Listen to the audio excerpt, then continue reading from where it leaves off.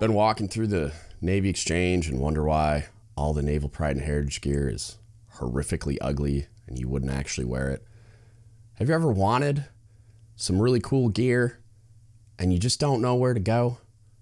Well, I got you, fam. Go to dgutspodcast.com immediately. Get yourself some naval pride and heritage gear you'll actually wear in public. We're working on new designs all the time, open to ideas. We're trying to create a brand that lets you display that pride, but doesn't make you cringe. Also, if you're willing to and you're able to, please go to patreon.com/dgutspodcast, pick one of the 5 tiers and become a patron today. What's up, everybody? Welcome back to another episode of Don't Give Up the Ship podcast. This is episode 130. I actually looked this time. And we're back with CHIEF Arianna and CHIEF Dezarae. Postseason, kind of like a debrief, hotwash, lessons learned. Really wanted to talk to particularly those two about what their experience was like during the CHIEF season, what their perspective was. I obviously have high opinions of their leadership competence and abilities and just their general intellect. And I mean, they're awesome people. And I wanted to see, based on their perspectives as leaders and kind of how they approach everything. And while they're aligned on a lot of things, they're very different people. So I wanted to see what their analysis was based on their experience while it was fresh. And kind of discuss some of what they experienced, how it made them feel, what worked, what didn't, because they both went in very skeptical, right? They're not just listeners of mine, but I consider them friends and we talk a lot. And so they have a lot of insight into how I think about the CHIEF season. So there was a concern about how I may have impacted them in a positive or negative way. And so we got into all of those things. It was a really fun conversation. It was very interesting to hear them explain their experience because it was it brought to light some things, particularly like I put a reel out yesterday about like the discussion of vulnerability, forced vulnerability, the forced familial function.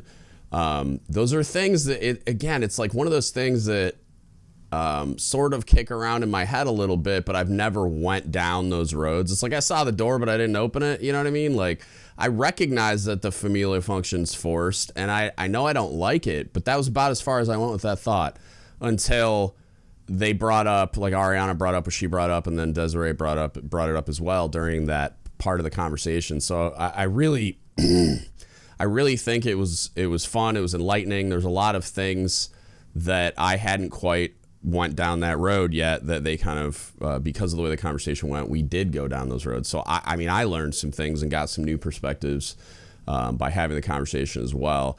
I swear to God, I know I've said it, I will tone down the CHIEF season centric focus of the podcast after this week. The next week we're talking about mental health.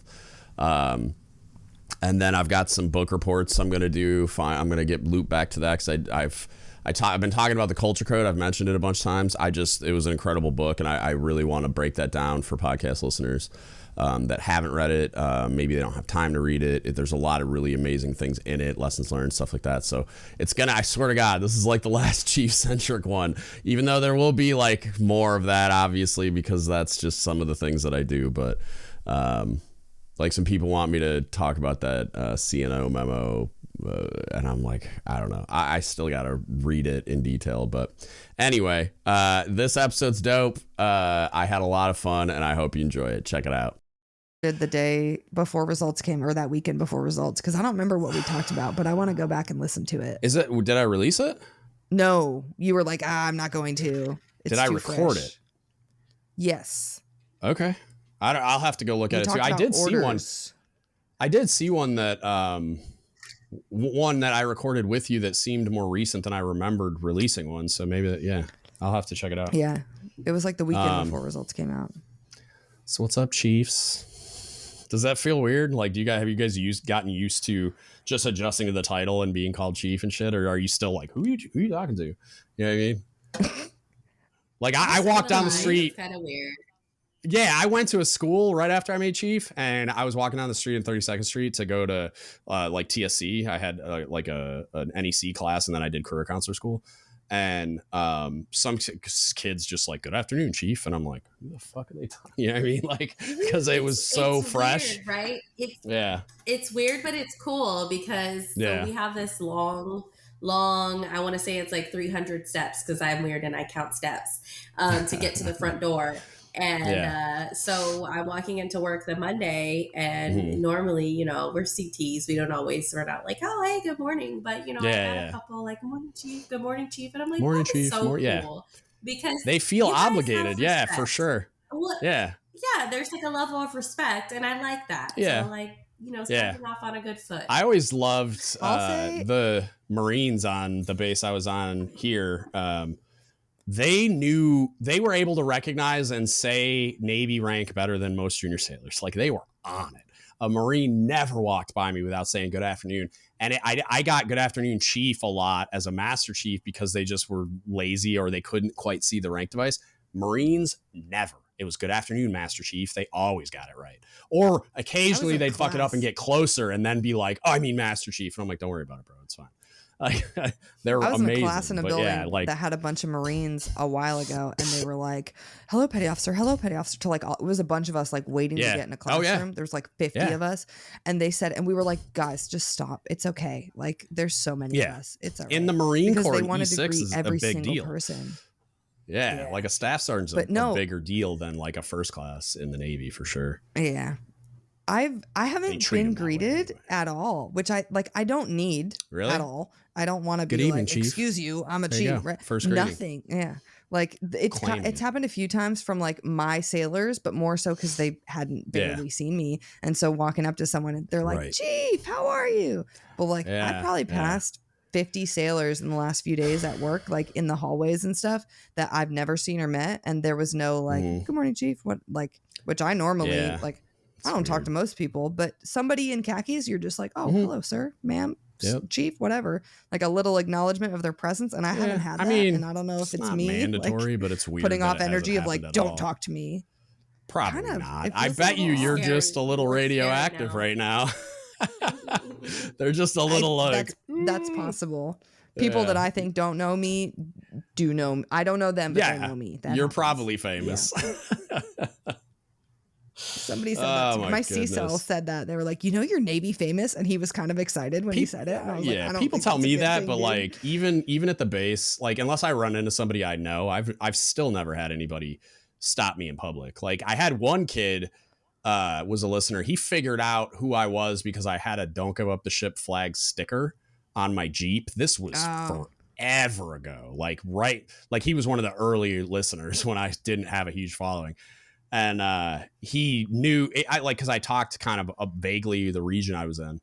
And so he just figured it out and he saw my Jeep and he's like, hey, are you by chance the guy that does that podcast? I'm like, Jesus Christ, how the fuck did you figure that out? But to this day, that's the only person that.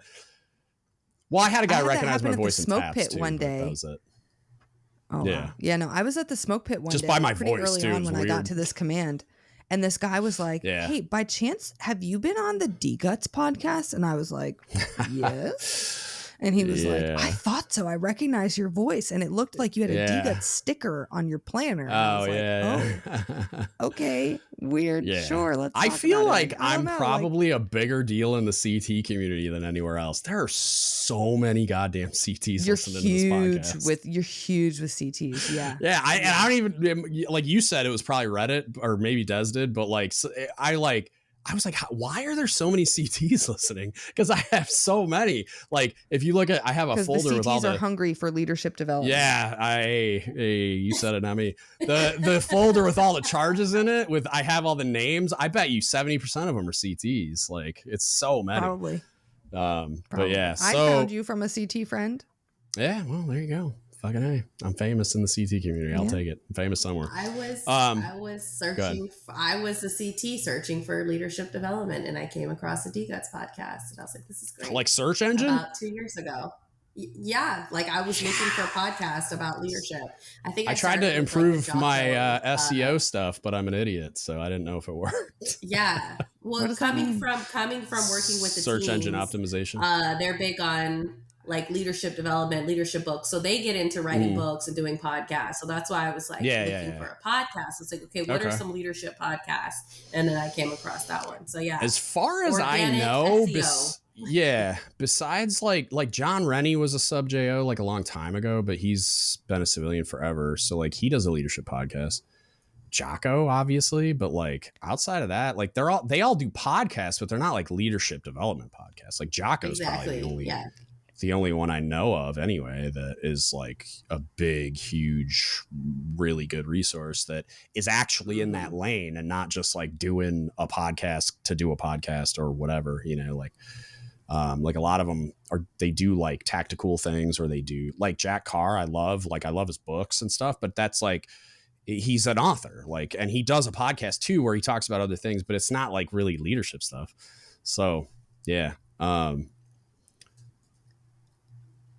that's dope. I'm glad my search engine and I wrote worked. down book. I don't know when to talk about it. Jack Carr's your comment. What?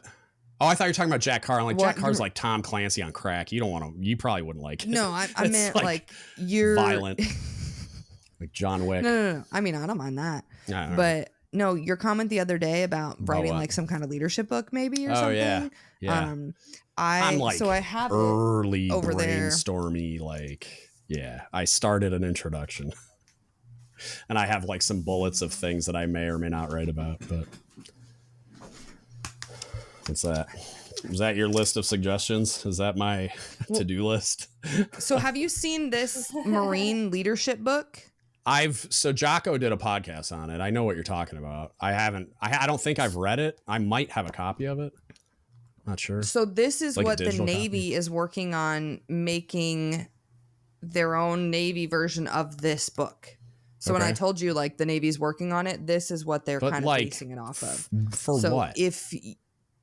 What's to make that little like leadership handbook type book, like you were mentioning, like to have a reference of like, they this made is how teaching to the creed works, too, and right? apparently mine's better. So like, what the fuck ever.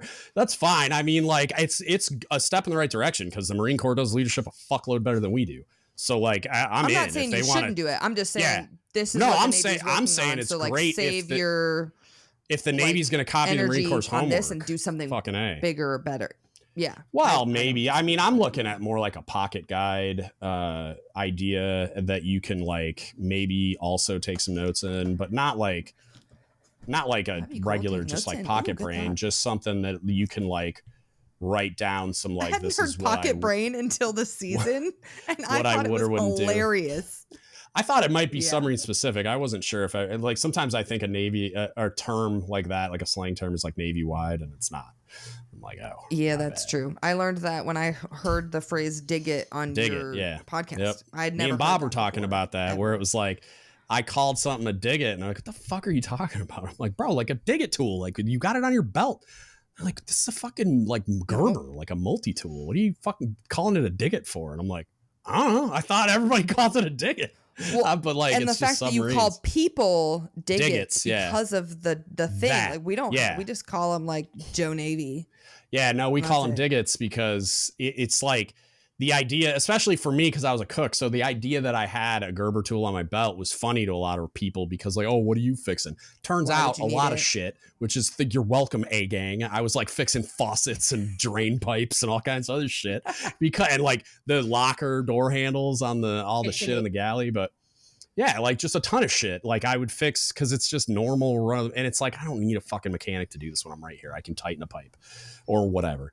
But, I used it all the time. I still have it, but they would like if you had it and you didn't need it, it was like a signal that you're just like trying to like I just want to be extra as fuck and be moto. Yeah.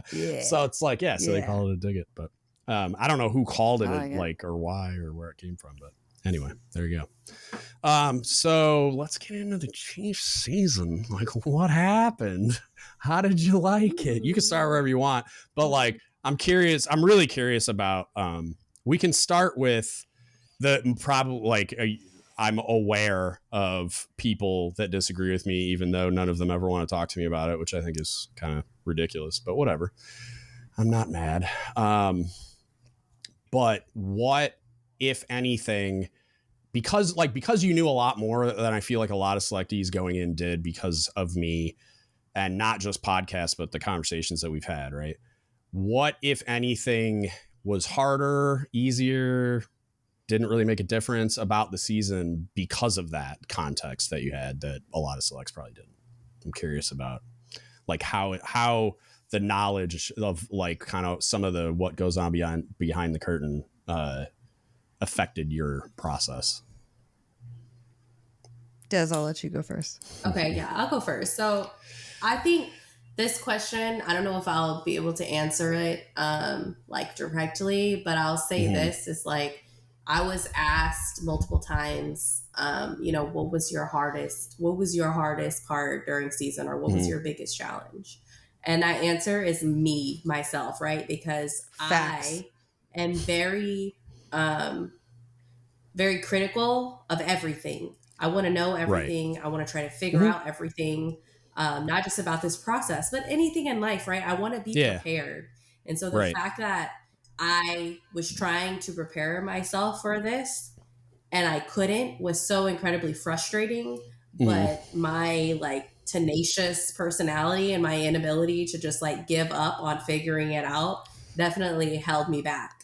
So when you ask like, was there anything that, you knew about it coming into it, or didn't know, or did it hurt you at all? I would say no, but that's because of the way that I am. So if anything, it probably just convoluted or muddied my way of looking at the process or going into it even more. Not in a bad way, not necessarily in a good way. It just gave me more information to try to prepare myself with that I could never fully prepare myself. If that makes sense. Yeah. Now that you're on the other side of it, do you feel like the questions that you were trying to answer during the season are now answered? No. Okay, let's see. Okay, so I guess I'll just be honest, right? And I think I'll use this like personal anecdote to start. I was at the dentist getting my exam. I think this was week 2 into season, and I had my little selectee name tag on. And there was an E3, the dental tech, putting the glasses on, putting little spacers in my mouth. She goes, "Oh, you're a Chief Select. Congratulations." She's like, "Oh my God, like, are they hazing you? Like, are they doing like crazy things to you?" And it was like, it was funny. And I like laughed and I'm like, no, but it was also disheartening in the same time because I know why she thought that, because I thought that too. And I was very like, me and the way that I am, I was like, ain't nobody about to disrespect me. Ain't nobody about to cuss at me, call me out my name. Like, I'm not letting nobody haze me, this, and this. And so like, I came with my dukes up, I guess, if you will. Like I came on the defense, which wasn't necessary. It was not necessary because that's not, in the whole of things, that's not how my experience was. Nobody was there to haze me. Nobody was there to call me out of my name. Nobody was there to make me feel beneath them, largely, right? Maybe certain people, maybe there were, right?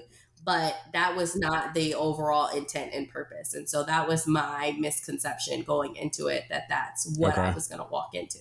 So now I'm on the other side. I'm grateful that it's not that way. And I hope that we can finally come to a point where our future sailors, these future generations, don't think that you're going to have to endure that to get to this side, because that shouldn't be the case. Yeah. Okay.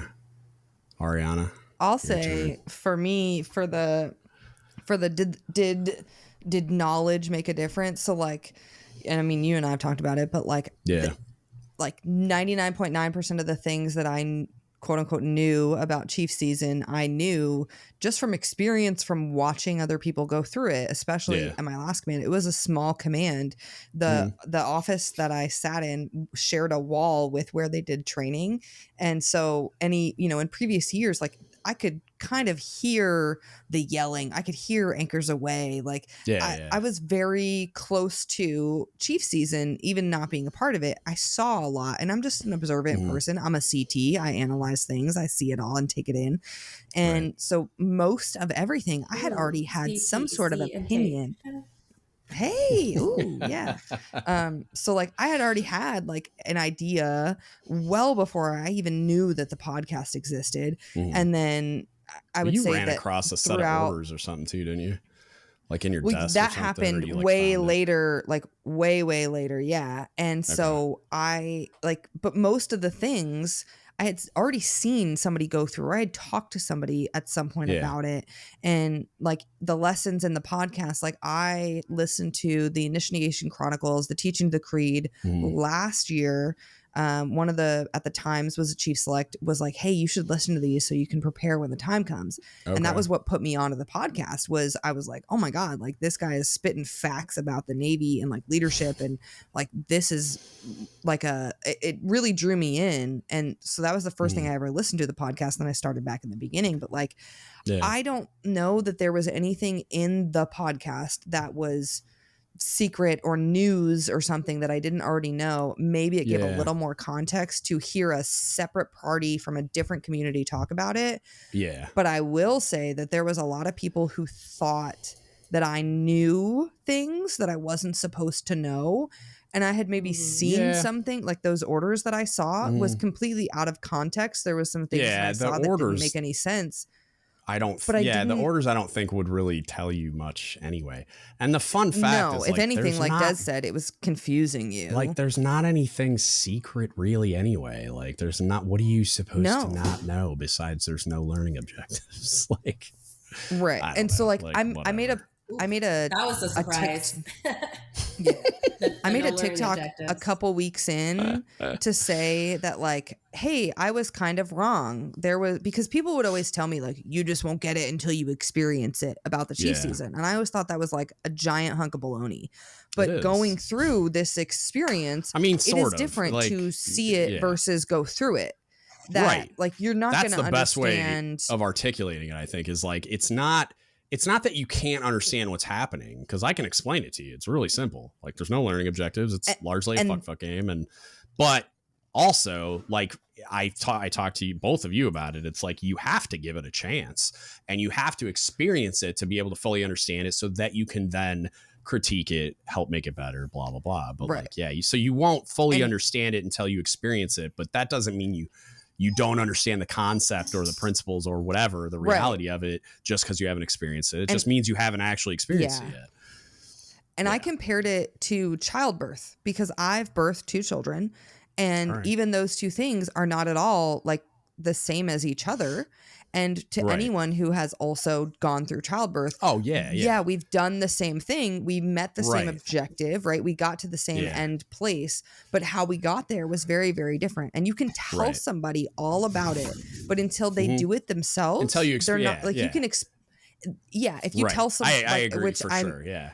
Like, I understand it academically, but like, I don't know how bad it hurts. I'm not going to pretend I do, you know, because of course. Exactly. Same thing as like getting kicked in the nuts. Like, I've never done that, but I can understand. Right, I can try to relate. I'd probably rather get that than bear a child, though. Yeah. I was gonna say, I don't know. I'd probably rather take a kick in the nuts than birth a baby. Yeah. No, I'm good. But I feel like it's probably kind of like that, and everyone's experience is very different. You all kind of know what your experience was, and you could tell someone, like in that TikTok video I made, someone made a comment that said, I could tell you what's happening here, but you wouldn't know what's happening here, which was like a quote from some book or something. And that's exactly what it is. You could explain every single part of it to somebody, but without the context and the lived experience, it doesn't make sense, and it won't mean the same thing. And even having the lived experience, I caveat it with like, I'm communicating my experience. I'm not communicating your experience, because I don't know what your experience is. I've never experienced a season in the intel community. I don't know what you guys do differently, except what you've told me, which again is only me being told like what's happening and how it's happening. But like, I haven't been there to experience it, so I don't know. You know, I've never been attached to a CT command. How the hell would I know exactly what it's like, right?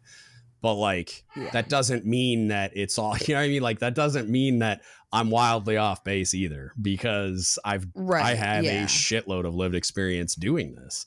And so it's like, I mean, and I've seen a lot of different seasons in a lot of different places. Not all the places, granted, like not all the communities got it. It's different everywhere. Some people are crushing it. But I feel like the end objective is probably the same. It should be. I don't know that it always is. Like because the end objective. The end objective. Not it should be, but again, I don't think it always is. Like because the end objective isn't pinning. The end objective is your completed leadership development. Yeah, like your preparation to be a chief, your continued leadership development and education to a point where this should be like a capstone event for all the things that have happened for the average of about a decade leading up to this point so that you're ready to be a good chief, right? And then continue to develop along the way to be a senior chief, master chief, whatever.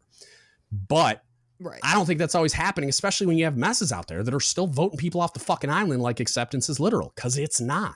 That shit is not real. And everybody out there that is still doing this bullshit where you're at acceptance and you're taking it literally and you're denying somebody entry to the mess, you're fucking doing it wrong. Like, that's not real. And if you don't believe me, just go up your chain of command till you get to a flag officer CMC and they're going to tell you that's bullshit. That's not how you're supposed to do this shit ever.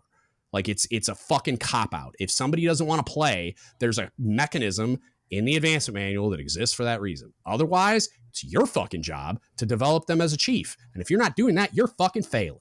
And I can't fucking believe I still have to talk about this shit. But here we are. Like, it drives me absolutely apeshit. Thank you for coming to my TED Talk. That, and I actually... So I tried to talk to Dakota about it because, like, what acceptance is and in what I think my perspective is and what I think your perspective is like, it's really hard to explain. And so I compared it, and of course he's a child, so he doesn't see all the movies, but like, think about Fight Club, right? You've seen Fight Club? Yeah. Okay. If you knew the ending of Fight Club when you watched it, you would see it differently. Yeah. You would not have the same like whoa moment in the end. And I think a lot of hell people, was that? His face. She's refilling her cup. I hope that's what she's doing. Right. All I got was the audio. What the hell? It's not a pee break, we promise. Although I was FaceTiming with Desiree earlier, and I was definitely in the bathroom while we were on FaceTime. Yeah, I do that on the phone with people sometimes. I'm not gonna lie. Pretty much. What was I got Dez's pee break distracted me.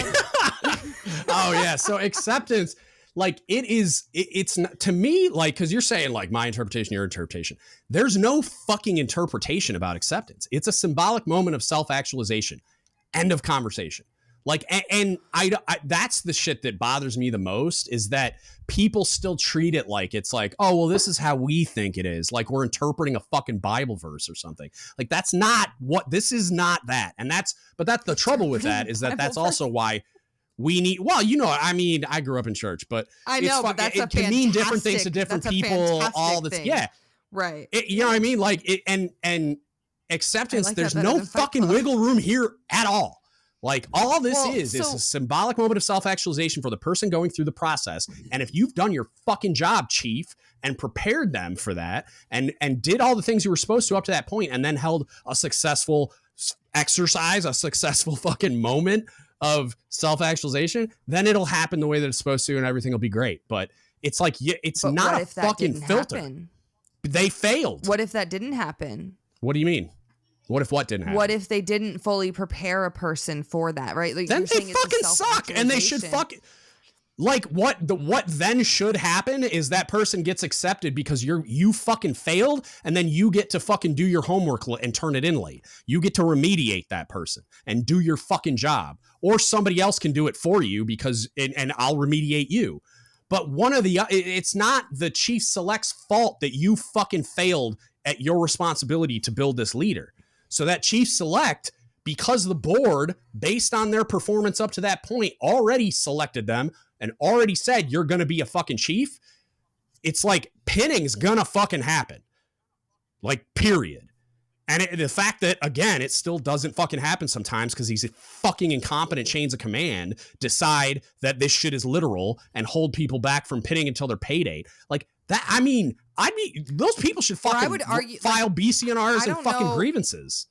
That's bullshit. I don't know what's necessarily worse, but like, in the event that there was somebody who wasn't selected but was pinned, now you have someone who... How the fuck would that happen? wasn't selected and was pinned? Wasn't accepted and was pinned. I thought you said wasn't selected. I'm like, why are we pinning them? Sorry, like, I might have. No. I don't know. Maybe you did, maybe you didn't. Okay, so wasn't accepted and was pinned. Go ahead. Wasn't accepted but was pinned, and now with whatever might be the aftermath of that, depending on where you are, I don't know what is normal. Again, this is I literally have been a chief for according to the Navy, like 6 days. So like I don't know what's normal here. I've heard other people's like conversation. I'll just say, for the record, for anyone listening, I was accepted, right? There's a lot of people who think maybe I wasn't based on my social media activity. Or like you're making it up. It's a false flag operation. Right. No, I promise. But like in the event that there was someone who quote unquote wasn't accepted, but was pinned. Now they are a chief out in the world and they are not going to have access to the same level of camaraderie, right? They still have access to like the resources and the not always, because these fucking dummies are going hard in the paint, but like a lot of times they get treated, they're you're just an E7. Like I went through this with a kid recently where he contacted me and said I got selected, but he's like having mental health issues. His EAOS is in April, so he's just like, I'm fucking done, I want to get out. And then he got selected to chief, and they're like, all right, chief select, here, come on, we're gonna go through the chief season. He's like, like, I'm not doing that. And they're like, okay, well, I talked to his SCL's like, I talked to the captain and we'll just pin you when you get paid, which his pay date would have been after he got out of the Navy anyway. So it's a moot point. And I think they ended up actually settling on that because they're brain dead. But well, let's just argue that the pay date was September 16th. And now this person is pinned. They're wearing the anchor, but they haven't been through the season. There is a mechanism for whatever reason they didn't get accepted. Manual. There's a mechanism in the advanced manual for turning it down, right? That's what should have happened, but didn't because the chain of command is incompetent. But and if then you get somebody, okay, we're going back to the thought experiment. So, because I've met this guy that we're talking about. Like, I'm not saying you're talking about someone specifically. I'm saying I've encountered a chief that wasn't accepted, went through the season for a third year in a row because he quit twice. And was allowed to because this is the fucking warped world we live in. And then the third time he went through, the dude eligible for senior chief. Well, they just didn't accept him, I think, the second time. And then the first time he quit because it was too stressful or something. I don't know. Or I don't remember. I knew at the time. But anyway, so, I mean, this kid was eligible for senior chief when he got accepted. So somebody gets pinned, isn't an accepted member, but is a chief, right? So the reason why that is so fucked is because within the mess, they're going to be petty and stupid and ostracize him and not allow his career to progress by picking up collateral duties and doing things inside the mess and taking on any other responsibility in any way outside of leading their own division, which they're also going to be hampered by because the mess is acting like a bunch of petty fucking kindergartners, right? Here's the reason why that's so goddamn brain dead, right? Beside, like, I wish I could still point at a policy document of some kind and say that thou shalt not because we wrote it down, but we can't even fucking get that right. But the reason why it's so fucking brain dead is because look at the result of them ostracizing this person because they weren't cool enough to be in the club, which really is just, you're a fucking failure at developing leaders, right? So the first impact is on that person themselves, right? So they worked for fucking the better part of a decade or more to get selected as a chief. A board of your fucking peers that wear stars over their anchors selected this person. We went through their record, we scrubbed it, we used the ECP and all the processes as empowered by the fucking chief and naval personnel, and we selected that person to be chief. So that there's no longer a screening process. It's objectively fucking over. But when they do this bullshit and they're like, oh, you're an E7 and not a chief. Now that chief can't progress in their career, can't do all those things I mentioned already, can't be an effective chief for their division, which is now hurting every fucking junior sailor that they work with, right? Now their chief is ineffective. Their chief can't look out for them. They're not winning awards. They're not getting the evals and rankings that they should. They're not getting taken care of on the back end, blah, blah, blah, because that chief can't use the network like all the other chiefs, right? And then, right, this person, this chief, who's wearing the same costume as everybody else is going to interact with all these other sailors, right? And pretty good guess is that his division has no fucking idea that he didn't get accepted. So they just think he sucks, which is, or she, I should hope with not. no fault of their own, right? Like they don't know that he didn't get accepted. They just know this chief can't fucking get anything done for them and isn't taking care of them like he's supposed to. And like they see the other chiefs doing, right? But then this person who is now, that's the problem. Well, I'm not saying they can't. I'm saying they very likely don't, right? Because think of the shame and embarrassment on the part of that E7, air quotes, but also like that even exists, right? That there's even a line of separation. It's like the there isn't the Scarlet Letter, right? This is exactly fictitious. So the fact that it's all bullshit. Hidden from your junior sailors, right? It's like, why are we hiding something?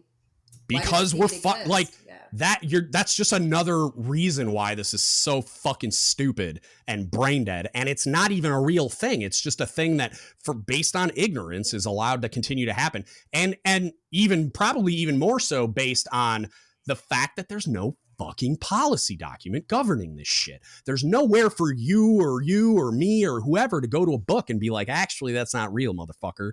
But it's not, there's no document. So here we are, like in the midst of this ridiculous shit still. But so then that chief is going to then go out in the greater Navy and encounter all these other fucking people, right? That have no idea that this chief isn't a chief, right? Or whatever the fuck. And so all those interactions are going to be poisoned, like, fruit of the poison tree as a result. So like it just compounds and compounds and compounds, all because these people who are responsible for that person's leadership development catastrophically fucking failed.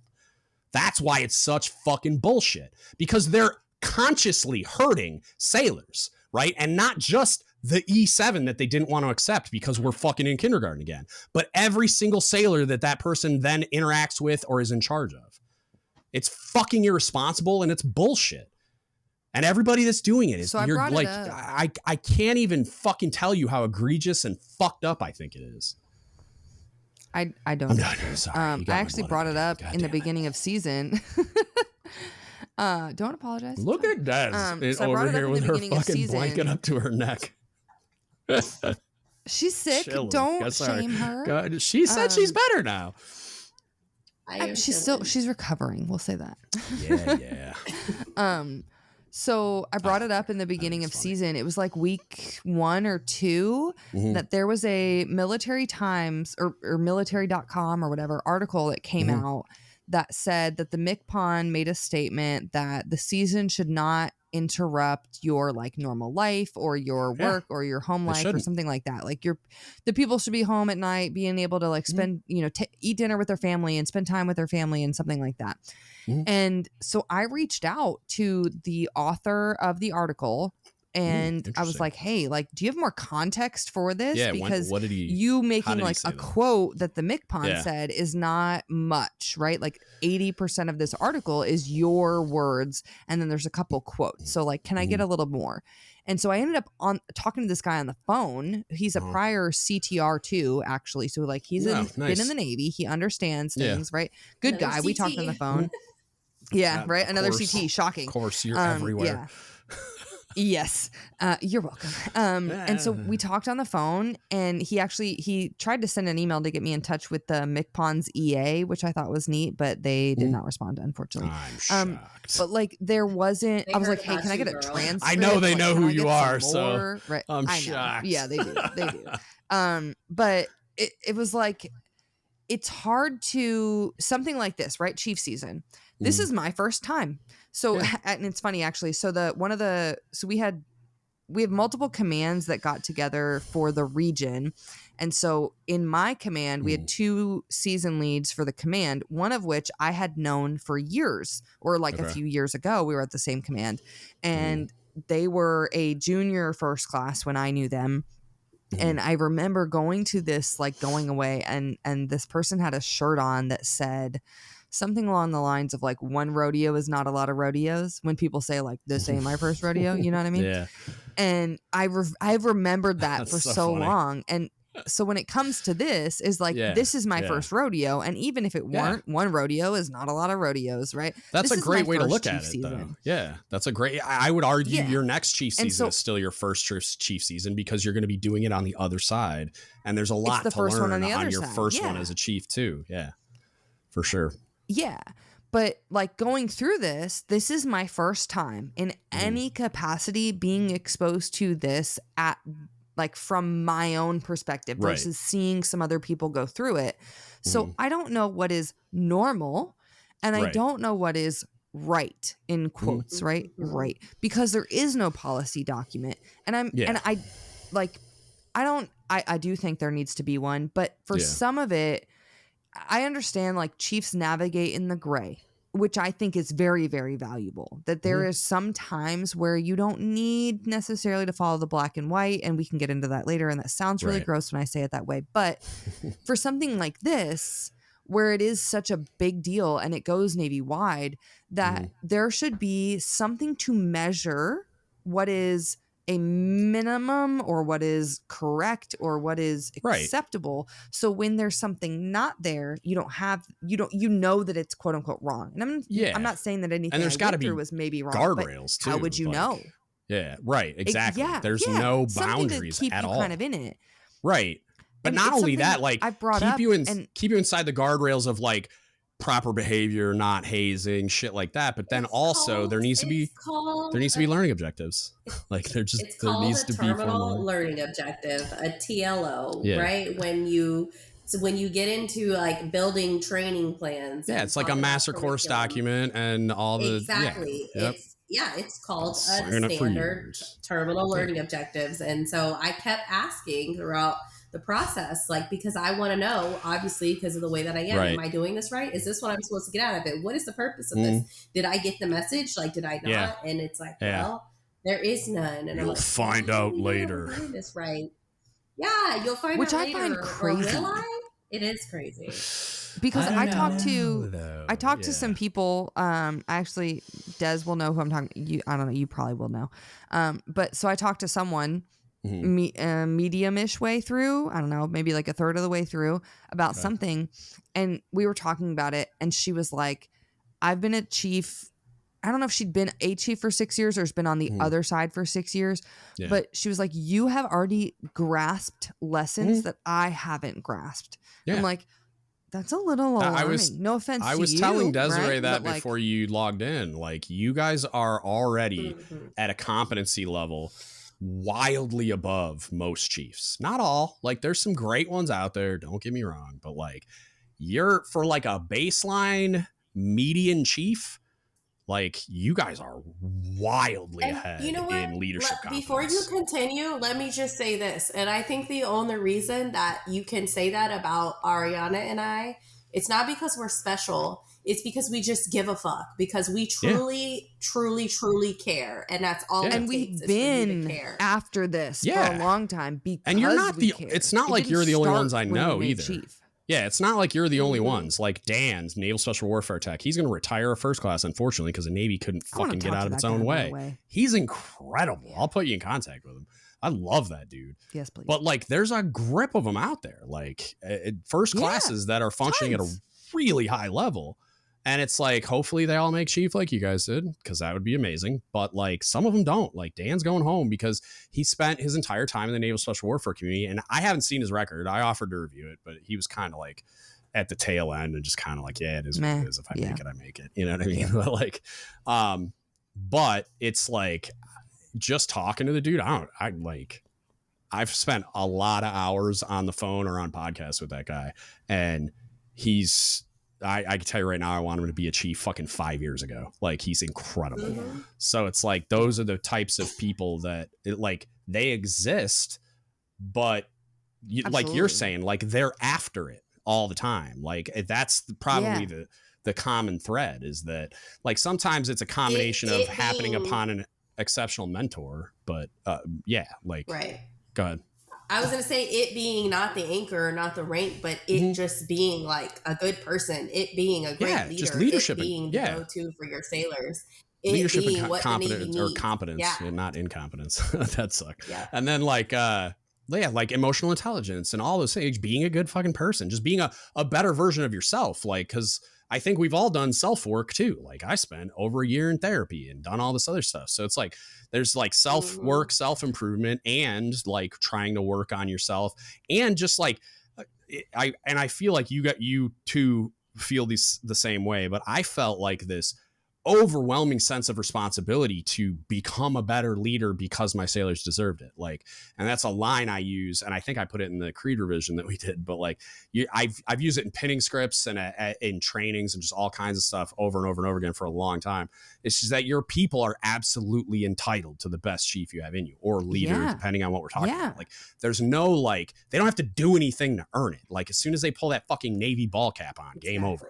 Like, they are entitled. That's why I feel so strongly is because I was on the negative receiving end in the past. And so knowing, and that's part of, I think, and I realized through this process that, like, because I'll say, so I didn't learn anything about the Navy or programs or policy or even necessarily leadership through the entire season, but I did learn things about myself. And like what? There's value. Absolutely. There's value too. Like, well, for one, some of the like negative feelings that I had about leadership in the Navy wasn't entirely, valid in it being towards the Navy. Like, I have kind of like compartmentalized and maybe like bottled up some of my like childhood trauma and some of my like personal relationship traumas. And because, like, for example, me, right, like my experience with my kid's father was extremely traumatic, and that happened kind of coincided with the negative experiences I had in the Navy. And so I just put them in the same box and like blamed it all on the Navy. And granted, that was not a good time for me. It shouldn't have happened that way, but I kind of ignored what had happened with him and like the trauma that I went through with that, and I blamed it all on the Navy. And it wasn't until like through this and in one of the, like, I don't know, maybe a lot of the things that we went through, realizing that my reaction to some of that stuff wasn't because just the Navy. It was because I had experienced it, like those feelings and that negative stuff in multiple places in my life. And so it hit extra hard when it happened from the Navy, because I thought that was a safe place, right? This is my job. It's not supposed to be like that. And so when it did, I took it extra hard, and I didn't separate those experiences when I maybe should have. But like for me, the biggest negative experience that I had in the Navy with leadership was somebody who treated me basically like human garbage. They didn't treat me like a human, and they were so focused on results and the job. And hold on, my kiddo. It's all good. It's a normal occurrence when Ariana's on a podcast. Right. I'm a single stop mom. by and say hi about every 15 minutes. Yeah, right.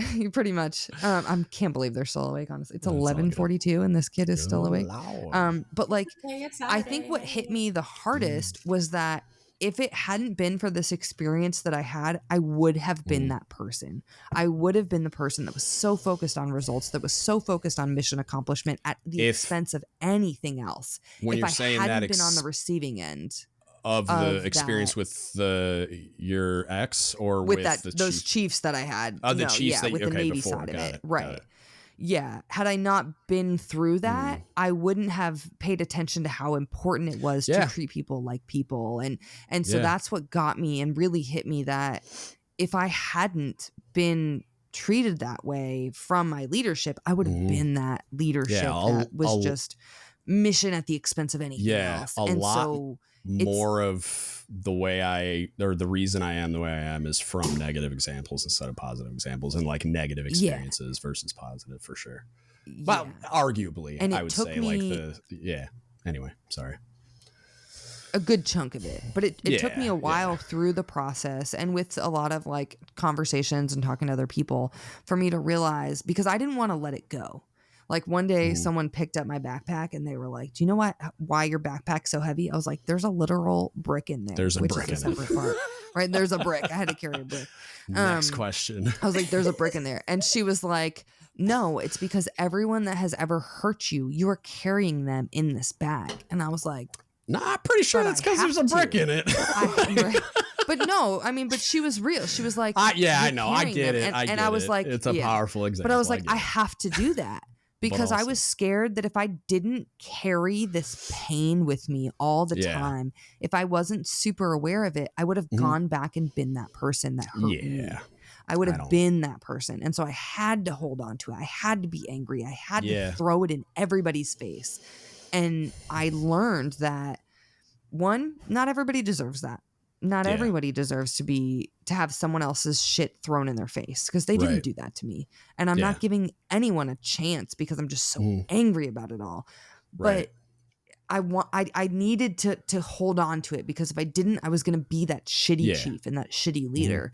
And someone finally told me that it's not what you are carrying that's keeping you this way. Like, you have your experiences have literally molded you to be the person that you are. If you let it go, you're not going to suddenly become this piece of shit leader. It's there. You're not going to change in that other direction. And that took a lot. But so how did that happen? Like, what experience during the season do you think kind of clarified all that for you? Or was it just kind of like, was it multiple time? It was multiple things, but I walked into season with two thoughts. One, I was really excited.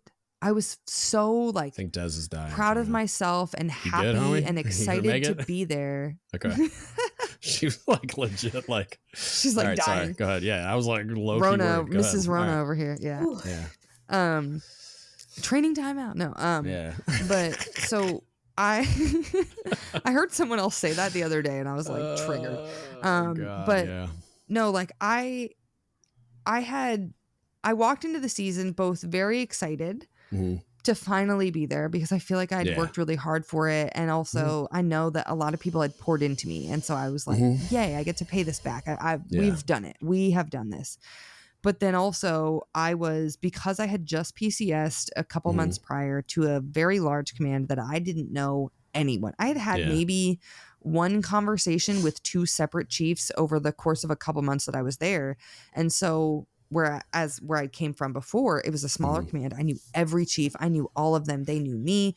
And so walking in, I wasn't just defensive, I was also offensive. I was ready to throw punches because I had to do it in the past. And so while I was excited to be there, I wasn't excited to interact with the people around. And so I was just like ready to go at any point. Like, come on, fight me, dude. Like, because I've fought in the past. That was not the best way to walk into it. And no. I feel like I warned you about that. And I feel like we talked about it. You sure did. And a lot of people did. A lot of people did. But I couldn't help it. Like, it was my upbringing and my experiences in the Navy that led me there. And honestly, like, the experiences I had from since I had checked in, of the people that I had spoken to positively and negatively, particularly like all the warnings I had gotten from chiefs about chiefs of like, hey, just so you know, this is happening. People are talking about you. And I was like, fuck them, you know? Right. Yeah. But I didn't have any warnings about a specific person. It wasn't like, hey, this one chief doesn't like you. It was other chiefs like running into me at the smoke pit and being like, hey, are you doing okay? And I would be like, why? And this is before results. And they were like, well, I mean, I know you're kind of a big deal. Like, people watch your social media. People have a lot to say about it. You're on our Facebook page. And I was like, what are you talking about? I was pissed. I'm like, because no one's talked to me directly, right? This is before results. Of course. And then results come out and I kind of get the same conversations, just slightly different. I'm like, are people talking about me? And I don't Everybody's got a lot to say in the group chat, but not to your face. I'm shocked. Apparently, yeah. And so it made me super defensive because all I knew was that someone or someones were talking behind your back. Me, and I didn't know who it was. And so I thought maybe it was everyone. And so I was just like, let's go to anybody around. And that definitely got in my way. So it took me quite a while to get out of my own head and be more like lean in and be open to the process, because I was just so ready to fight that I didn't get to see any of it because I was just seeing red all the time instead. Interesting. I don't remember your initial question, by the way. It was how did the season process clarify all the that you were associating those things and carrying that weight with you and applying it to people that didn't deserve it. Like, what did the season do me being or pissy and other people forcing me into conversations in different ways to make me see that like a lot of these people didn't hurt me, right? Yeah. Now their peers did, but right. why should I shut them out? Like when I walked in day one, I thought it was me against the world. Yeah. In fixing the Navy, making the Navy a better place. Yeah. But it doesn't have to be me against everyone. It's me and all these people that are on the side of right. Yep. And I just didn't know who they were because I wasn't giving them a chance. And so some people forced me to give them that chance. Good. And I didn't want to, but I did. Yeah, but you did. All right, good. That's dope. Yeah, because like I want to address something you just said. Like you said about like, well, they didn't hurt me, but their peers did, right? So like, and we talked a little before we started recording, but like it's important for people to like understand the difference. And I'm talking to like anchor wearers right now, is like, yes, it's not necessarily fair that a junior sailor associates all these negative experiences they've had with other chiefs with you as a person that happens to be a chief. However, when we're all wearing anchors to work, you're a chief just like the next guy and the next gal is a chief, right? That they may encounter. So that it is perfectly reasonable and grounded in science, like through all kinds of like behavioral heuristics and like prototyping and all the shit, right? That they're going to do that. They're going to like aggregate those experiences that they've had with chiefs, and they're going to build a prototype in their mind, and they're going to apply it to every chief they meet. So with the understanding that that's just basic human psychology, you have to take ownership of the fact that you're not just you're also a member of this organization. You're a chief petty officer representing the mess at large, right? And so everything you do and everything everyone does is going to get built into how every junior sailor interacts with you as a chief for the first, second, third, 10th time, right?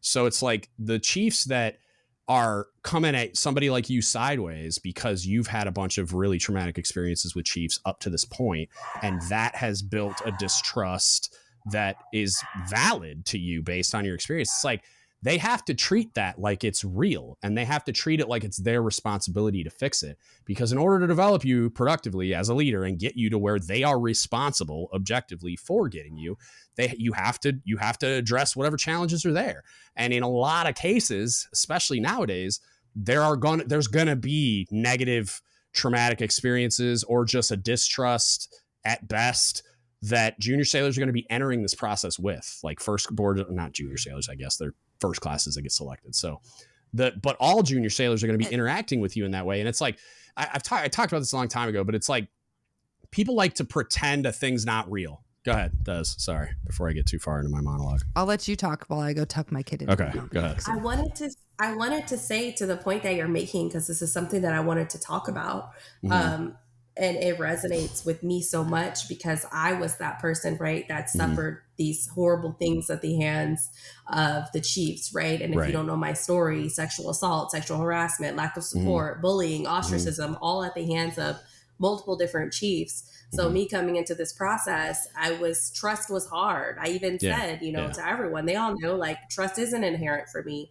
I wasn't even brought up that way. It takes work for me to trust something. And so back to what you were saying, right? Not about me. But I wanted to add that in there because it was so difficult for me to figure out, how am I going to trust this group? How am I going to now be that group, right? And now carry on those burdens that those people put on me.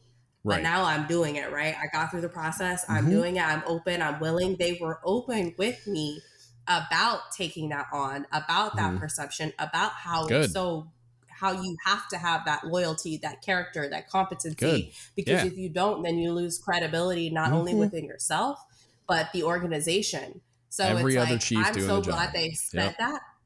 Yeah. But what about this? Is this crazy to think that because like you just said, it's basic human psychology. People are going to keep fucking up.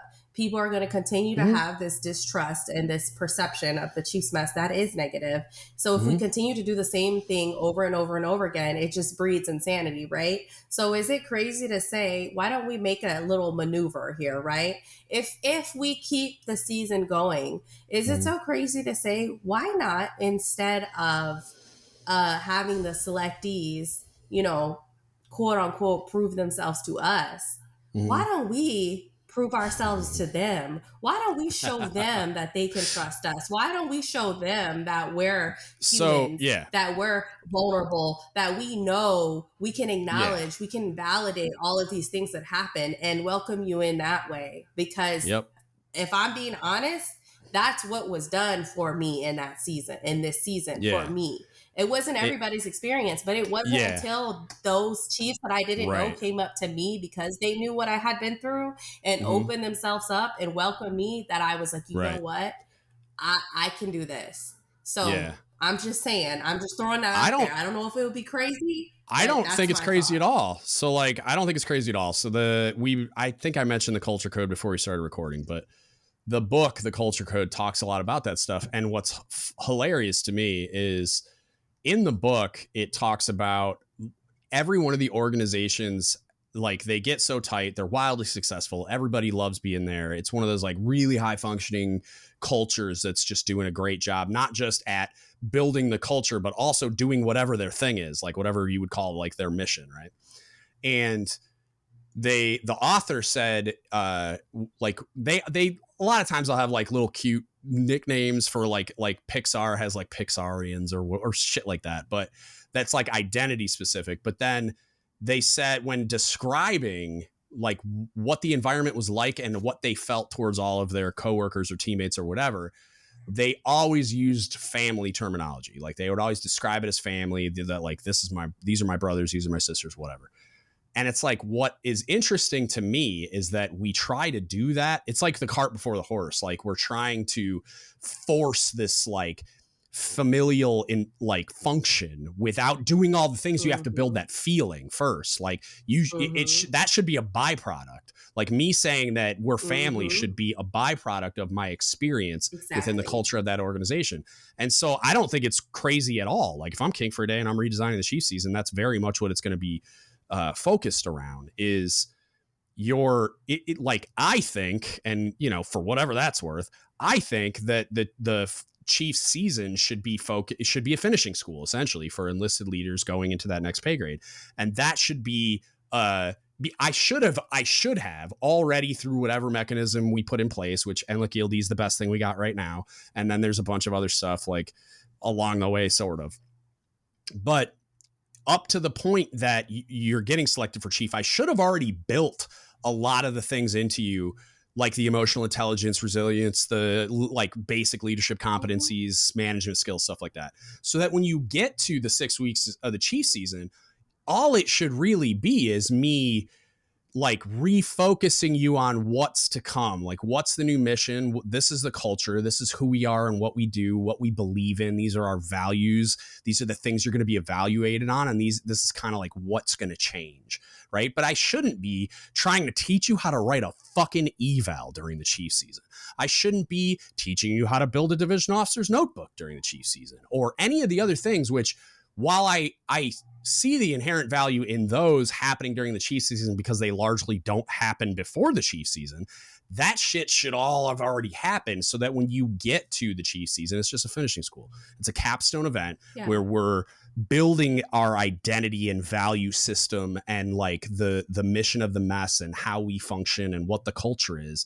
We're building all that in the familial aspect of it. We're building that into you. So it's like we're indoctrinating you into our family, but that's the only way I can do that is to prove myself to you. You know what I mean? Like, so how else would I do that? And that's like going back to finish up the thought from before is like the part that I have the biggest issue with is most people, maybe it's not that I have the biggest issue with it. It's just, I don't think people understand this to be true, is when there's an issue. So like you with your experience came towards the Chiefs mess with a really, really great reason to not fucking trust us. Right.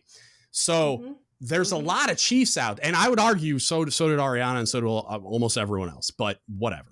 So we're talking about yours as the example for this. Like, there's chiefs out there that would say, well, that's bullshit. You should just get over your shit or figure it out because it's not my fault. Or you should just learn to trust the chiefs. Or the most bullshit is that there's inherent trust, and there's not, right? Like, it'd be nice, but there's just not, because all these chiefs have been bad stewards up to this point, and it affects all the other chiefs that are trying to do it right. But the thing that I have the biggest problem with is what they do when they look at a problem set that, okay, this sailor is saying they don't trust chiefs because blah, right? And maybe you could even say, like, oh, the sailor, maybe they don't have like a deep trauma. It's just like a distrust because they've observed you for the first 10 years of their career, and they think that you're not doing this shit in good faith. So they've just, and they've heard stories from their friends and all that other shit because people talk. So the chiefs mess and the leaders in it that balk at that kind of shit, they just discount the fact that there's a problem at all. It's like debriefing a DGUTS survey and the chain of command's laughing at the comments and just brushing them off like they're not real. And then they just go through the process of checking the box, and then nothing meaningful happens and we move on with life, which is why junior sailors largely don't take DGUTS surveys seriously. Right. It diminishes the credibility of the DGUTS survey. Exactly. And its overall intent and purpose. But the people that who were presenting this problem set to you pretend it's not a fucking problem. Like, they're laughing it off because they legitimately believe it's not a problem. So if I look at a problem set, like you coming towards a mess with trauma that I would need to overcome to bridge that gap and earn your trust so that you can like come into the organization and even just be open to us training you and like getting you ready to be pinned, and then you being like a productive member of the organization, you have to believe there's a fucking problem. And the trick to it is, like, when you describe your experience, there's no fucking argument from any sane person that you have an incredibly good reason to not trust chiefs when you were coming in, right? But there's other people that you could say it's a little more cloudy and subjective, right? Even if you don't believe, like, you're evaluating it and you're like, I don't understand why this is a problem for this person. I don't understand why they don't trust chiefs. Okay, you can feel that way, but it doesn't fucking matter what you think. That person thinks they can't trust you, and that's a hill you got to fucking climb. Like, it doesn't matter if it's fair. Like, that's a big part of what we do, is just shoulder that fucking burden and keep it moving. Like, you have to overcome it. Bring it full circle for those people that are saying that they don't understand or it's not fair. Yeah. Well, then why are you teaching me in 2023 that I am also now going to have to bear this burden? Yeah. Anchors are heavy. Because that's what they taught you. Earn your anchors every day, right? That's what they taught you, 10, 15, 20 years ago. So now it's your turn, right? You owe. Now we owe. So now you owe me that same opportunity. 100%.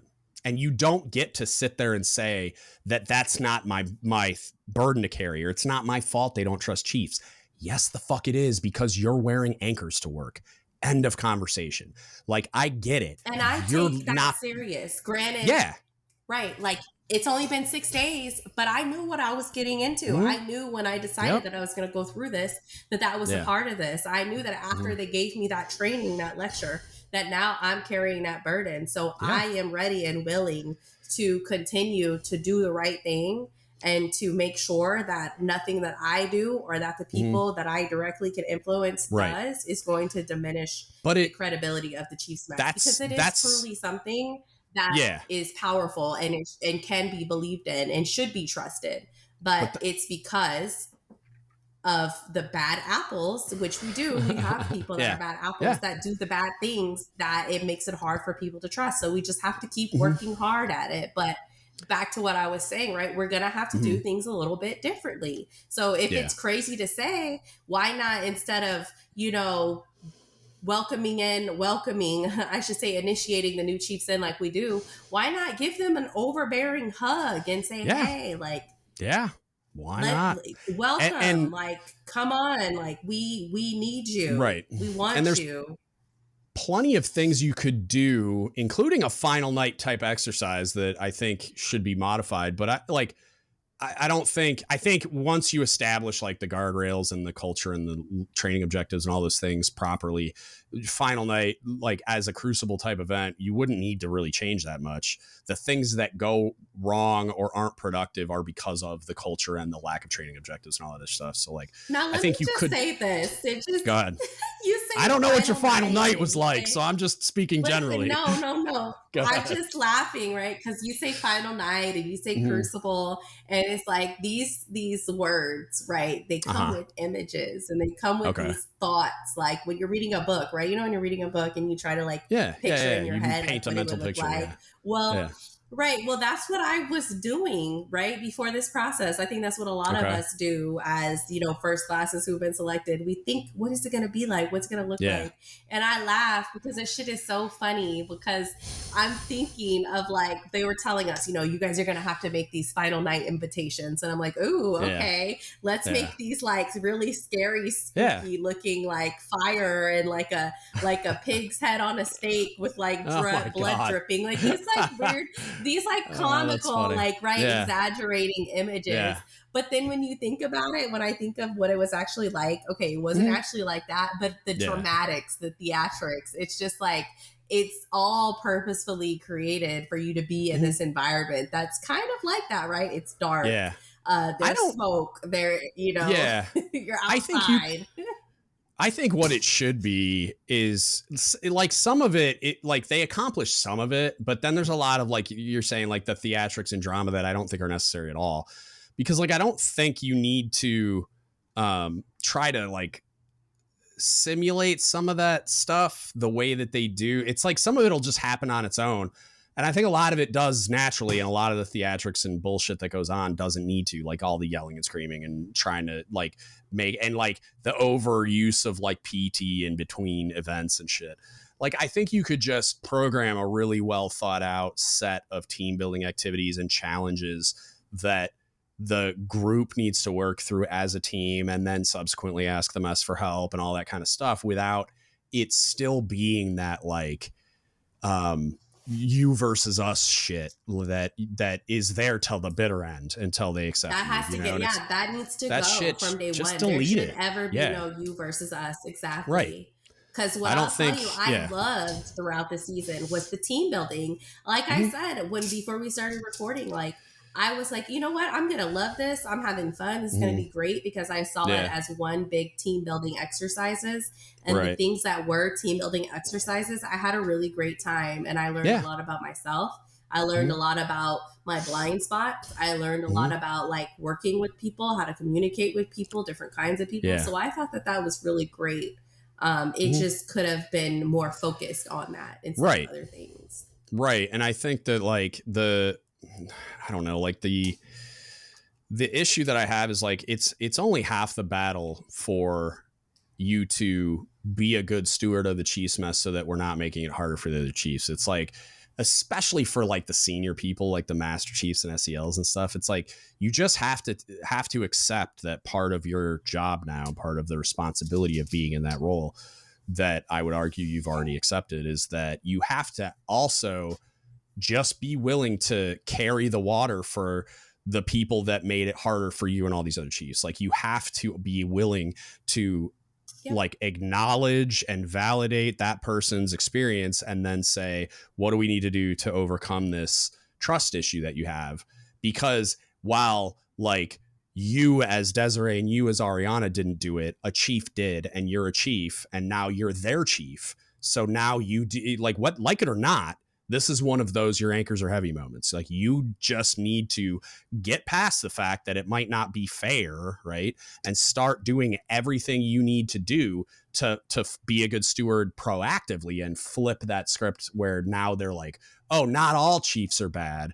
I just happened upon one that was doing it wrong. And I want to address, like, you mentioned bad apples. And while I for sure think there are bad apples, I feel like that doesn't go far enough, because there are people that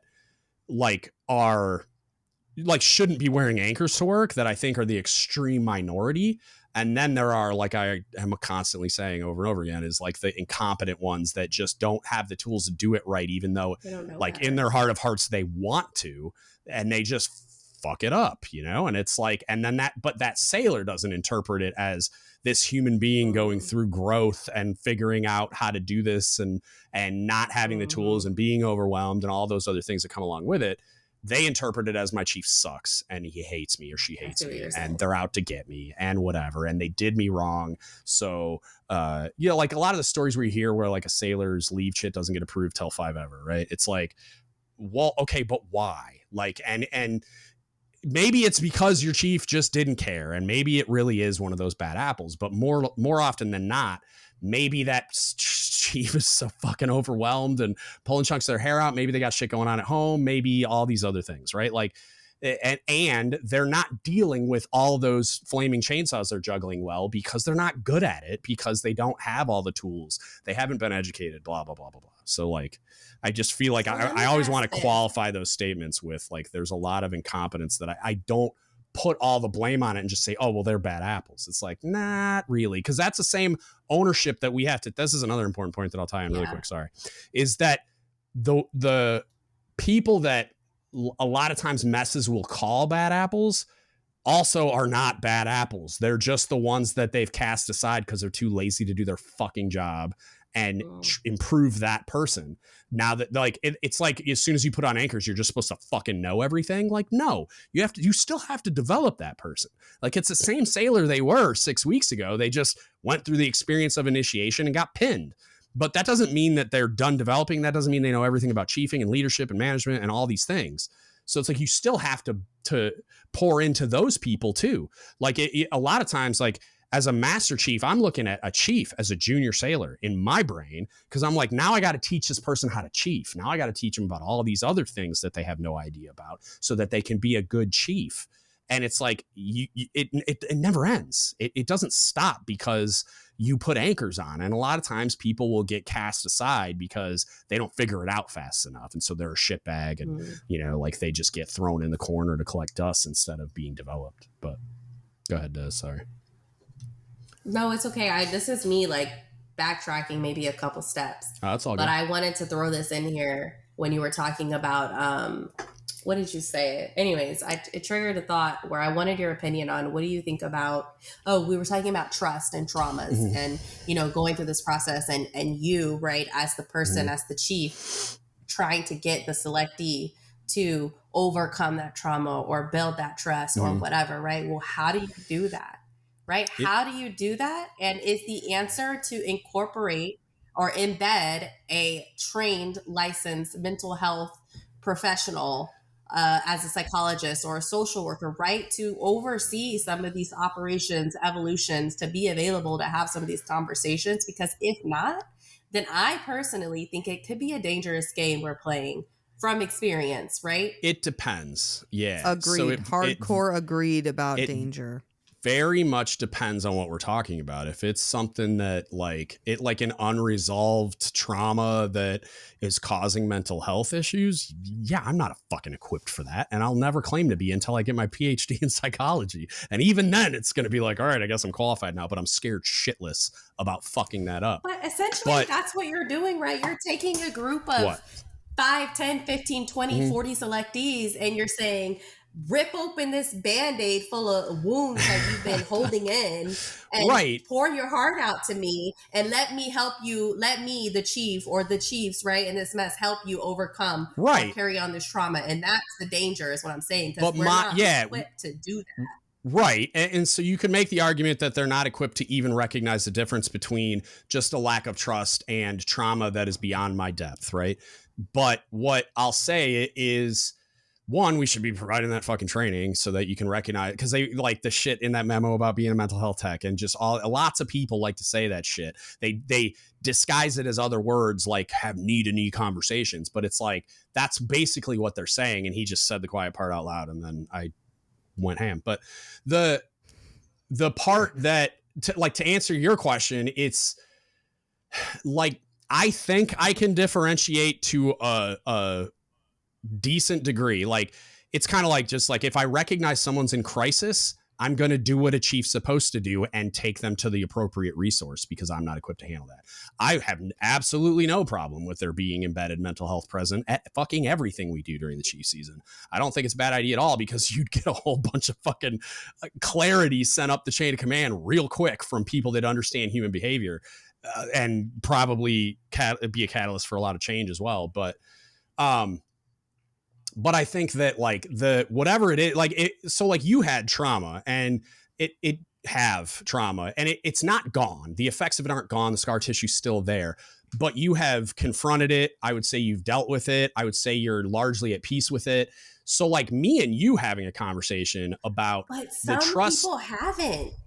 And that's fine. And what I'd say is you're pointing at yourself. What I would say is like, if I got, and I agree with you.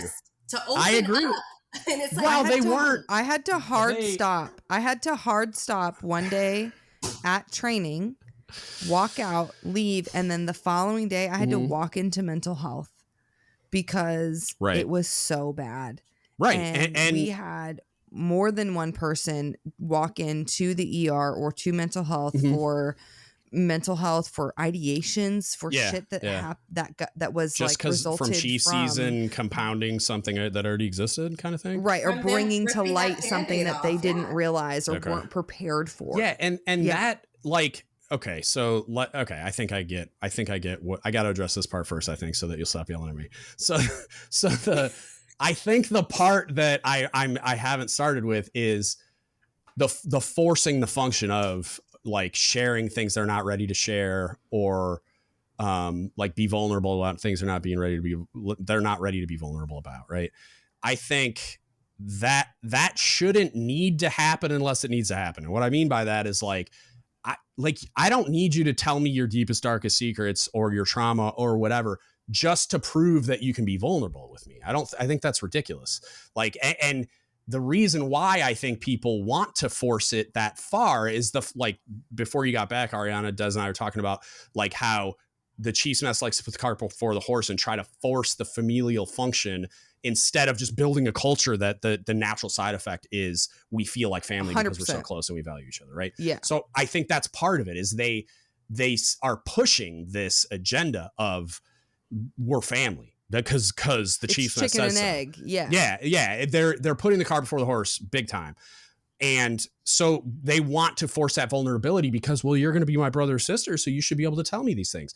That's ridiculous, especially when you're talking about. Or let's build some trust, and then I open it up, and then exactly, and that's what I was trying to get at. That I put my own cart before the horse. I was trying to get at that first, right? Where they shouldn't be forcing it to that extent because, like. If let's say like Dez's experience had nothing to do with the Navy or Chiefs, right? Unless that is still the barrier to her trusting Chiefs for some reason, I don't need to talk about that unless she wants to talk to me about that, in which case I would have to earn her trust to a fucking spectacular degree for her to share those things with me, right? Like but because what she went through is gonna be the obstacle or was gonna be the obstacle to her trusting Chiefs, we need to talk about that. Now, does that mean that that's step one? Not if Des isn't ready to talk about it. Then yeah, like if mental health needs to be the mechanism that happens with, then that's how that needs to happen. But in order for us to succeed in earning her trust and then like getting her to accept the mess as the organization she's going to be a part of and trust us enough to work with us and all those types of things, either she needs to overcome that obstacle with a mental health professional, and then when she's ready, we can do that, or if she's already ready, which I, again, like going back to kind of how I summarized it earlier, I think she was ready if she trusted that person to talk about it, right? Like she trusted me enough to tell me her story at one point. So it's like, I think she was in a place where she would tell the story to someone she trusted and felt safe with sharing that with. And that's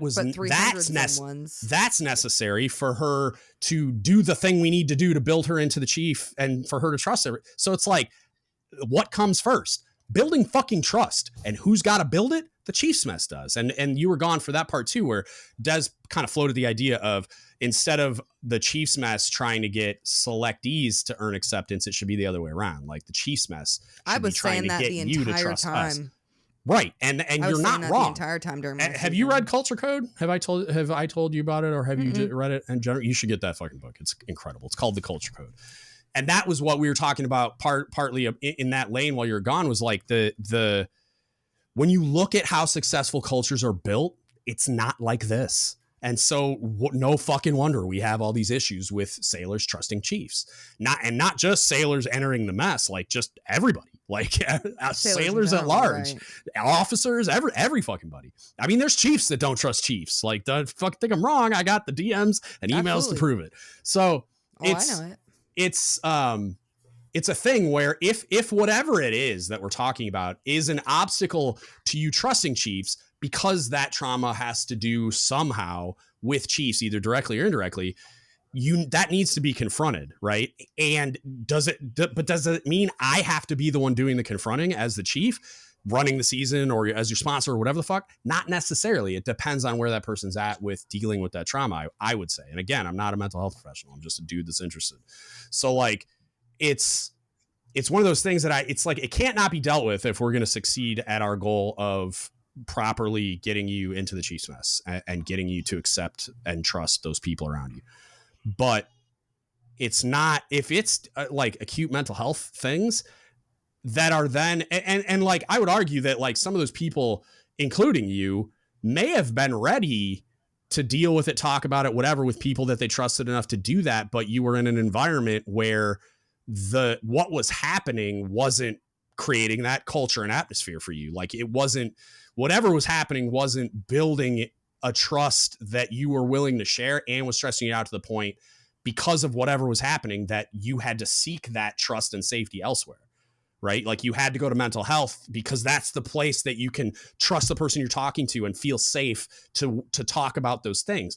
And you felt like you couldn't trust them yet, and you didn't feel safe yet because, and again, not because those people couldn't earn it or didn't necessarily merit it, but based on how they're presenting as these fucking characters doing all this theatric shit where they're like stressing you out and blah, blah, blah. They're presenting as someone you can't fucking trust with this, and that you don't feel safe around, because no matter what you do, you're failing and you can't do anything right. And they just set you up to fail all the time. And, oh, I want you to ask for help. And then when you ask for help, they're like, why can't you do it yourself, you piece of shit? It's like, why would you share any of that with them? Why would you trust them or feel safe around them at all? And to Dez's point, it's like, that's why it should be completely flipped. Is that like, because that's how you build a successful culture, and that's how you earn people's trust and make them feel safe enough to share vulnerable moments with you. And the Chiefs mess wants to skip all that shit. And I would argue probably because they're largely unaware of it, and they think they have a culture that does these things. But it's like, no, really what's happening is we're putting the cart before the horse in assuming trust is inherent. No, bullshit. You have to build that and earn it. And that, like, you should be vulnerable with them because we're family. It's like, no, we're fucking not. I don't even know you. You have to earn that, the family you choose type shit. Like, no, I choose it because that person earned it. Like, and that's why those people are those people in my life and everyone else's life. So it's like, if the mess isn't going to take the time to do that. And again, I think they're really fooled to the point that they think they are doing that during the Chiefs season, but they're not. And it's like I can't say it's like a fucking Culture Code ad, but like, if you think I'm wrong, go read that book, because one of the best parts of it is that they single out SEAL teams as an example of just like the pinnacle of military culture. And feeling like they feel safe to talk about their faults, and people aren't going to shit on them for it. And I'm sure it's not perfect. Like, I've never been in an NSW community, or, never even seen a SEAL team before. I've seen some SEALs in real life, met a handful, like at the Senior Enlisted Academy and shit, but that's it. Like, I have very limited exposure, so I have no idea. And I'm sure it's got its flaws, but I would bet you it's one of the best cultures out there for building that type of familial bond and really close-knit team, and like, people can be vulnerable around each other and blah, blah, blah. So, I mean, that's the ultimate trust, right? You're trusting the people to the left, right, front, and behind you with your life. Yeah. Yeah. So, and I think that's part of why submariners are so close together. It's not quite the same thing, but the submarine and the ocean and everything inside the submarine are trying to kill you all the time. Like, I mean, you're trying to keep the water out of the people tank. You're trying to keep the pressurized hydraulics and steam and seawater where it's supposed to be. And it's like, it's fucking dangerous. But it's more like a slow bleed, constant presence of, oh, fucking this might go sideways at any moment, instead of like what they encounter where it's a very real, like kinetic threat. Holy shit. You know, it's a lot different, but it's like, because the community is what it is. And it's like, if something does go sideways, I need to have complete faith in the person that is with me when we show up to that fire or flooding or hydraulic rupture or whatever. And so, and same thing, like even just driving the submarine, that's what gave me my anxiety. It just was being the guy in charge of the two sailors, like, cause I wasn't driving it so much as I was the conductor about like how it was driving. Cause I had two junior guys with the planes, like the sticks, we call them sticks, like the steering wheels in their hands. Right. So like, I'm not actually driving. I'm just telling them what to do and then supervising them and be like, give me like more angle or more whatever. And I can ask the officer deck for speed, but I don't control speed. I can tell the chief of the watch to move water around to control our buoyancy and like if we're heavy forward or aft. No, it's not. It literally sounds like a video game the way that you're talking about. Wildly more complicated than a PlayStation controller, which is why we don't accidentally get stuck at the bottom of the ocean. That's but go ahead. I have to say that one of the guys, I think I told you, the Army guy that we were with, so he was a prior ET2 sub guy. Oh, nice. And so he wore this. Was he wearing his fish Army uniform? Oh, yeah. I saw that. I was wondering about him. Yeah. I was wondering about him. That's awesome. Yeah, and he had it. Had it on his uniform too for the thing. His fish. And my buddy, he was an amazing guy. Oh, that's so cool. Yeah, a buddy of mine crossed over to the guard from submarines, and he always wore his fish and shit. It was cool. Yeah. He was an amazing person, but that's awesome. He made some really good. He shared dumbed it down enough for us about like. Nuke stuff and hot rock makes steam go roundy that's all you need to know, baby. Yes, exactly. yeah. When I told him I had this sweater, actually he almost died his he probably almost fell out of his chair. That's hilarious. It was awesome. It was good stuff. That's hilarious. But the submarine life is clearly something like trying to compare like what holds more value, like sub community versus like chiefs community is like that's a toss up. It's fun. It's fun to like see how other people perceive me, because like Dan he tells me that he's like, I think you identify more as a submariner than anything else, and I was like, you're probably right. I think it probably goes submariner, chief, then cook. Like, cause sailor's just kind of an overarching thing, I feel like. But like, I don't know. Like I have a lot of allegiance. Like I'm fiercely protective of CSs because they just get shit on and devalued by people so often. But also like, I think it's what is conveyed in that book. Like when you build that culture to a point where it becomes family-like, and it's not the same as like, I think it's almost a better representation of family where it's not like you just love everybody and we're all super tight all the time. It's like, because that's not real. Super tight, but we also want to kill each other half the time. You know what I mean? Like everybody's a pain in the ass. Like, and it's more like an actual functioning family than it is like some idyllic like Brady picture Bunch of bullshit. One. Yeah, exactly. And so it's like, and I think that's why that is the reason why I identify so closely with submarining and a little less so with being a chief, and a little do it. You guys are able to, especially linguists. Like, I think it would be dope. I don't think there's any. So there's like 19 chief billets in the whole Navy for my job. Really? And I don't. Yes. Can you just volunteer to go though? Like, is there a way that you could like fill a different role or something? I don't know. And I'm not. You could volunteer for enlisted women on submarines and cross rate. I'm just saying, go be an ITS. I would never cross rate. I would never cross rate. Go hang out with Chief Bob. Yeah. Actually, I texted him earlier to invite him to this because him and I talked a couple weeks ago about my experiences, and I was like, "Hey, we're going to do a post." He would have loved to. Yeah, he said he was out of town. Yeah, he's so busy all the time. I really want to talk more after. Yeah, he always wants to be midway in, but through, like, I was whining. Yeah, him being on life. He's so goddamn busy, man. Yeah, I get it. But like, it's the reason I like my job because like, dope. I'm a linguist with super low promotion rates, actually. And like historically speaking, like they wanted everyone to relaying and go do different stuff. I'm like, listen, true, I could go relaying and maybe have better like promotion opportunity, but I don't give a shit about doing this job. I do it because I have to. I want to take care of sailors. And if I go back and become like a Chinese linguist or a Russian linguist, I'm gonna be sitting with headphones on 12 hours a day, and I don't want to do that. I want to take I'm care not of saying sailors. that. I'm saying cross rate to not a CT and go be on submarines. Yes. But the amount of time that would take would be like, no, I know. that. And as a single mom. And your again, kids. That's fair. Yeah. That's fair. Yeah. It would be a little different. Like, cause I still have every intention to like try and go be like a command senior chief, command master chief. I think the second both of you put stars on, you should be applying for the command senior chief program. And I want to. I absolutely want to. But my kids will be a little older, it'd be a little better. Yeah, depending on how your command SELs feel about it. I mean, they might want you to wait like start a the qual year. already. Yeah, I was gonna say, depending on how they feel about it, they'll probably want you to wait at least a year. But then, you could start the PQS and like get it to the maximum extent possible that you can before you're senior chief, and then you're just waiting on making rank. You know what I mean? But I don't know a lot. I think a lot of places probably don't board you until you're a senior chief, but they might board you, qualify you, and then you're literally just waiting on making rank, you know what I mean? And then you can even, keep your finger on the pulse of all that advanced position shit. Maybe you can even do that. Yeah. Ours is weird. Just to be a command senior chief, not even to be a CT senior chief for a billet. You know, this may be something.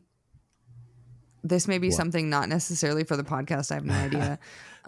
How normal is it to do PQSs? And did you have one?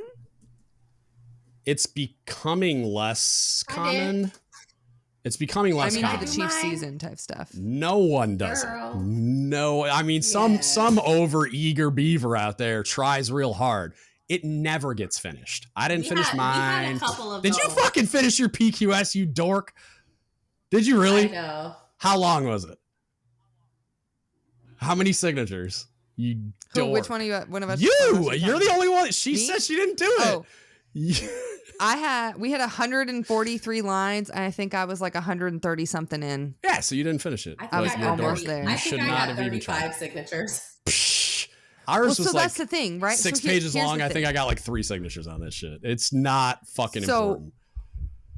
It was so confusing, as was everything. It's supposed to be. Because we have chiefs in other commands and in our command or whatever that were like, oh, I got 3 signatures my year. And I was like, oh, okay. But then other people are like, you will not be at final night unless you have every signature. They be lying. They be lying and gaslighting. Yep. They be saying all that shit on purpose. Yeah, it's all bullshit. To try to confuse. I feel like I said all this shit in like either conversations or the initiation chronicles episodes. If you did, I forgot. I don't know. Because I really tried. Because they were like, you will not go. And I stood firm. I was like, I'm not doing the memorizations and I'm not doing that PQS. Y'all don't give a fuck what y'all do to me, but I'm not doing it. And in the end, I was like, well, if I don't have it all, like I'll fucking answer to it. Especially like the charges when they're and like, it never came up. Charges. And then you're like, why the fuck did I spend all my time doing this? It did come up. Really? It fucking did. Yeah. Really? It came up every day. And then again. Oh, no, I mean on like final night and stuff. It came up on final night? Really? Yes, it did. Christ. Oh, yes. For real? That thing that we were talking about earlier? Thinking about or talking about. All right, then. Well, that's dumb. Nope, it came up. Yeah, no one fucking finishes their PQS, including 99.9, if not 100% of every motherfucker there. I guarantee it. No one finishes that shit unless it's 1 page long and it's meaningful, which it never is. It's 10 pages of bullshit, and it's designed on purpose. Some of ours is pretty cool. Some of it is. Some of it can be. One was like convince somebody with a mustache that their mustache is ugly, and I was like, "All right, y'all playing that. I'm not doing this bullshit. Not doing this. Yeah. A lot of it's bullshit. Like go find bulkhead remover and just that kind of stupid shit. And sometimes there is like good heritage shit. Yeah, there was good. Yeah, like heritage stuff or fun fact, whatever. by the way, I meant to bring this up before. Do you know what the CPO pledge is? I'm aware of it. I had never heard of it until then. Why is that not the fucking Chief's Creed? It's on the Navy History and Heritage Command website. I don't think it's official, if I remember correctly. I mean, if it's on a .mil website, it should be official. It was in my Navy History and that shit is good. You doing a fraternity? I mean, fair, you know. I'm just saying, it's way better than the fucking I'd have creed. to look at, like, I'm trying to think. I looked at it recently. It's so good. It's so good. It's like, I am a chief petty officer. I am the bearer of, I don't know. It's really good, though. It is really good. Yeah, it's on Navy History Heritage Command and goatlocker.org. That's why no one fucking talks about it. Oh, I didn't know if it was on Goatlocker. It's not official. And it may have been at some point in time, like, because I mean, by virtue of it being on the Navy History and Heritage Command website, I would think that this came from somewhere pseudo official at some point, but it doesn't even say on this page. But yeah, I'm a Chief Petty Officer of the United States Navy. I serve my country and her people with pride and honor. I seek no special favors. I make things happen and do the best I can. I'm charged with leadership role like no other in the world. I don't know if I agree with that. I develop junior officers and mold my sailors. Yep, I like that. I acknowledge full responsibility for the actions of my sailors because the sailors are the seeds of the future Chief Petty Officers. That's a good line. I live by the Navy's core values. Okay, I set the example. I establish change performance. My sailors are students, and I am their teacher. I like it. I got to influence the lives of these young men and women. And the final analysis, I will determine the quality of these sailors. They look up to me because I treat them with dignity and respect.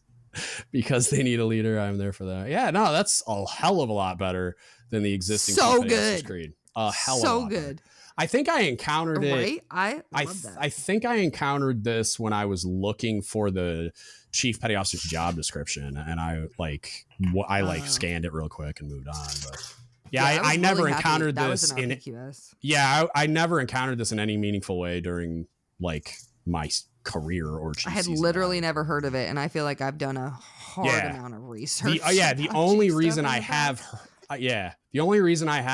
is the when I went looking for something and I found it, like but it was by accident. I was just opening every document that said like chief or CPO or whatever, just to see if I could find anything meaningful on a set of. That was good shit. That was nice. Yeah, no, but a lot of it was other cool stuff about like just getting to know people. One of them was like find the chief with the missing appendage. It was like, would you know that about someone otherwise? Not necessarily. Like maybe that was cool. Depends on the appendage, I guess. Important? It was a finger. No. It was a finger for the record. I mean, it could be. Well, no, it wasn't. But like, it could be important if there was like a story behind it. Yeah, about like I was handling lines one day, and then there was a story. I lost a finger it was I wasn't neat. paying attention or something. Yeah. It was neat to get like a little bit more than like, and so there was another one that was like, talk to this chief about a corpse, and it was like, what? And this guy used to work at a moratorium. It was like dope. But like, why? Like just random shit that wouldn't come up in conversation interactions otherwise. Or something. Okay. Kind of, pretty much. Yeah, just like force. Because otherwise, I probably would have been like, "Hi, hello, I'm Arianna. Nice to meet you. See you. Never. Bye." Like, but it forced a conversation that wouldn't have been had with someone that I actually really liked. Like, it was really cool. That's cool. I don't know. I feel like there was some of it that was neat. There was some of it that was bullshit. Yeah, there was plenty of times I went to people like, "Hey, can I get a signature?" And they're flipping through and they're like, "I don't know what this is. I don't know the answer to this." Yeah. Like, that's why it's so dumb a lot of the times. Like, okay, you don't have to ask me anything. You can just sign it. This isn't real. Like, it's not like I'm actually qualifying something. If you don't know about it and you've been wearing anchors, then that's part of why I saw it, at least in the submarine community, start to get phased out. A lot of CMCs were like, don't do that anymore. And they started stripping a lot of the memorization out. Not all, and it's not everywhere. Like first they got rid of the genuine term, like genuine chief petty officers, even though I know a lot of people still use that. And then I don't know if I understand. Is there a reason behind it? Oh, about stripping it out, or about them saying it generally? It's just another fucking stupid flex about how they're the cool kids and you're not. That's all it is. And then they. What was it? The like most honorable and exalted bullshit. So I don't know. Did you guys have to do anything like that when you were addressing chiefs inside the mess? Yeah, that's fucking. So I never ever nothing did. Official. We were supposed to, but I didn't. Yeah. It didn't happen. I never did it because I thought it was gross. It is gross. No, not really. Like a couple people asked me like, why aren't you doing that? And I was like, because I think it's gross. I think it's weird. And I would never want, you know, a year from now for someone to talk to me like that. Like, I don't want to, I'm not honorable, nothing like that's weird. Yeah, it is weird. But I will say, and they were like, what do you think the point is? And I was like, I don't know. The point is to think that when we're done, we get to be cool and hot shit. Like, I don't know. Like, it feels gross. I can't think of any good reason other than stroking someone's ego. Well, so and the point is to create a larger divide. What would they say? A divide, right? Well, the divide between chief selects and chiefs is far more vast than between chiefs and white hats in general. Like, oh my God. Well, someone brought it up to me like partway through. Well, I mean, it's created as soon as you're selected, so that wouldn't be real if they weren't doing it. So it's artificially created is what I mean. Like the divide between white hats and chiefs is a lot more like, it's, I don't know, like what the term natural already. Naturally occurring. Yeah. But someone brought it up to me and they made a really good point that, and it was a point I hadn't thought of because they asked, what do you think the point is? Because you never say it. Why do you think the point? And I explained what I thought the point was. And they were What's like, okay, the point? or tell me more. Because like you're supposed to say it when no one's watching, right? So you're supposed to have to like look around and be like, why do I have to say it when no one's watching? Exalted. Right. But because there are some things that you need to talk about amongst the mess that you don't want other people to hear. Shut the fuck up. I'll say that that's such a fucking leap. I fully agree with it. I'm not saying that I agree with it, but there are some times where you got to talk about something that you don't want people to hear. Sometimes they got to talk about things in private, so we're going to make you call us exalted. I don't know, talking about like QRBs or people in trouble or whatever. Okay, like, I'm not calling anybody fucking exalted inside the Chiefs mess. I call them by their first name. So it's like the opposite. Agreed. Right, and that's another such part a fucking of it. bullshit. I'm not saying I am not saying I'm on board with saying it at all. I don't like for it some at bullshit ass but behavior. This was a point that somebody made that like when you're gonna have to look around and like know who's around before you start talking about fucking Seaman Timmy's DRB tomorrow. Dumbest shit like, I've ever heard. I'm not saying I agree with it. But it was a lesson that was provided to me. If I told you I had an STD privately, would you be careful about who you shared that information with? Of course you would, because you're not a fucking idiot. Like, come on. That's such a fucking cop-out. Like, that's such a bullshit fucking excuse for wanting to be ego-stroked with that stupid terminology. Like, you should be perfectly fine with somebody calling you chief, senior chief, master chief. That's enough. Like if you go back, like if it was good enough for fucking Carl Bashir, it's good enough for me. I don't need to be most highly and fucking exalted, all this other stupid shit. Like fucking chill. Like that's such bullshit. But you have people out there speaking shit that they shouldn't. Like there was like what? A couple of years back, there was a chief talking to another chief in a very open space about somebody's LIMDU med board for mental health, PTSD, MST that's fucking in front incompetent. of multiple sailors. I agree. That I mean, it's just fucking laziness and absolute just problems. But like if they had been forced to call people most highly honorable and exalted Master Chief, then that would have reinforced the lesson. That's not what I'm saying. It's not what I'm saying. Sounds I'm saying like there are people who don't pay attention to their fucking surroundings. Agreed, maybe but this makes them more aware. Oh, fuck off. Maybe, no, it doesn't. Maybe. No, I'm not saying it does. Nope. I don't agree with it. Hard I still don't like it. I've never used it and I never will. But you can tell them I said that shit. I'm gonna clip this just so they see it. Fuck out of here. That's such bullshit. Oh my God. Dude, it's after midnight. Can you we can wrap this shit up if you I know I understand it's late. I'm not worried. I mean, I don't care, but I'm just saying. But I know you've got be up regardless. littles and okay. I just need this one to go to sleep. The other one's asleep. I'm just waiting for this one to fall the fuck asleep. Figure it out, Mom. All right, I don't know what to tell you. Let's talk about She's gonna hit me. One parent or two single parent during the season. My God. We need to get into that. Like, but go deal with what you got to deal with first. Okay. Is he going or do you got to go? Else to talk about for? Yeah, no, we can. He's just staring here, watching. Do something. Me. Go be Mom, and me and Des can talk while you're gone.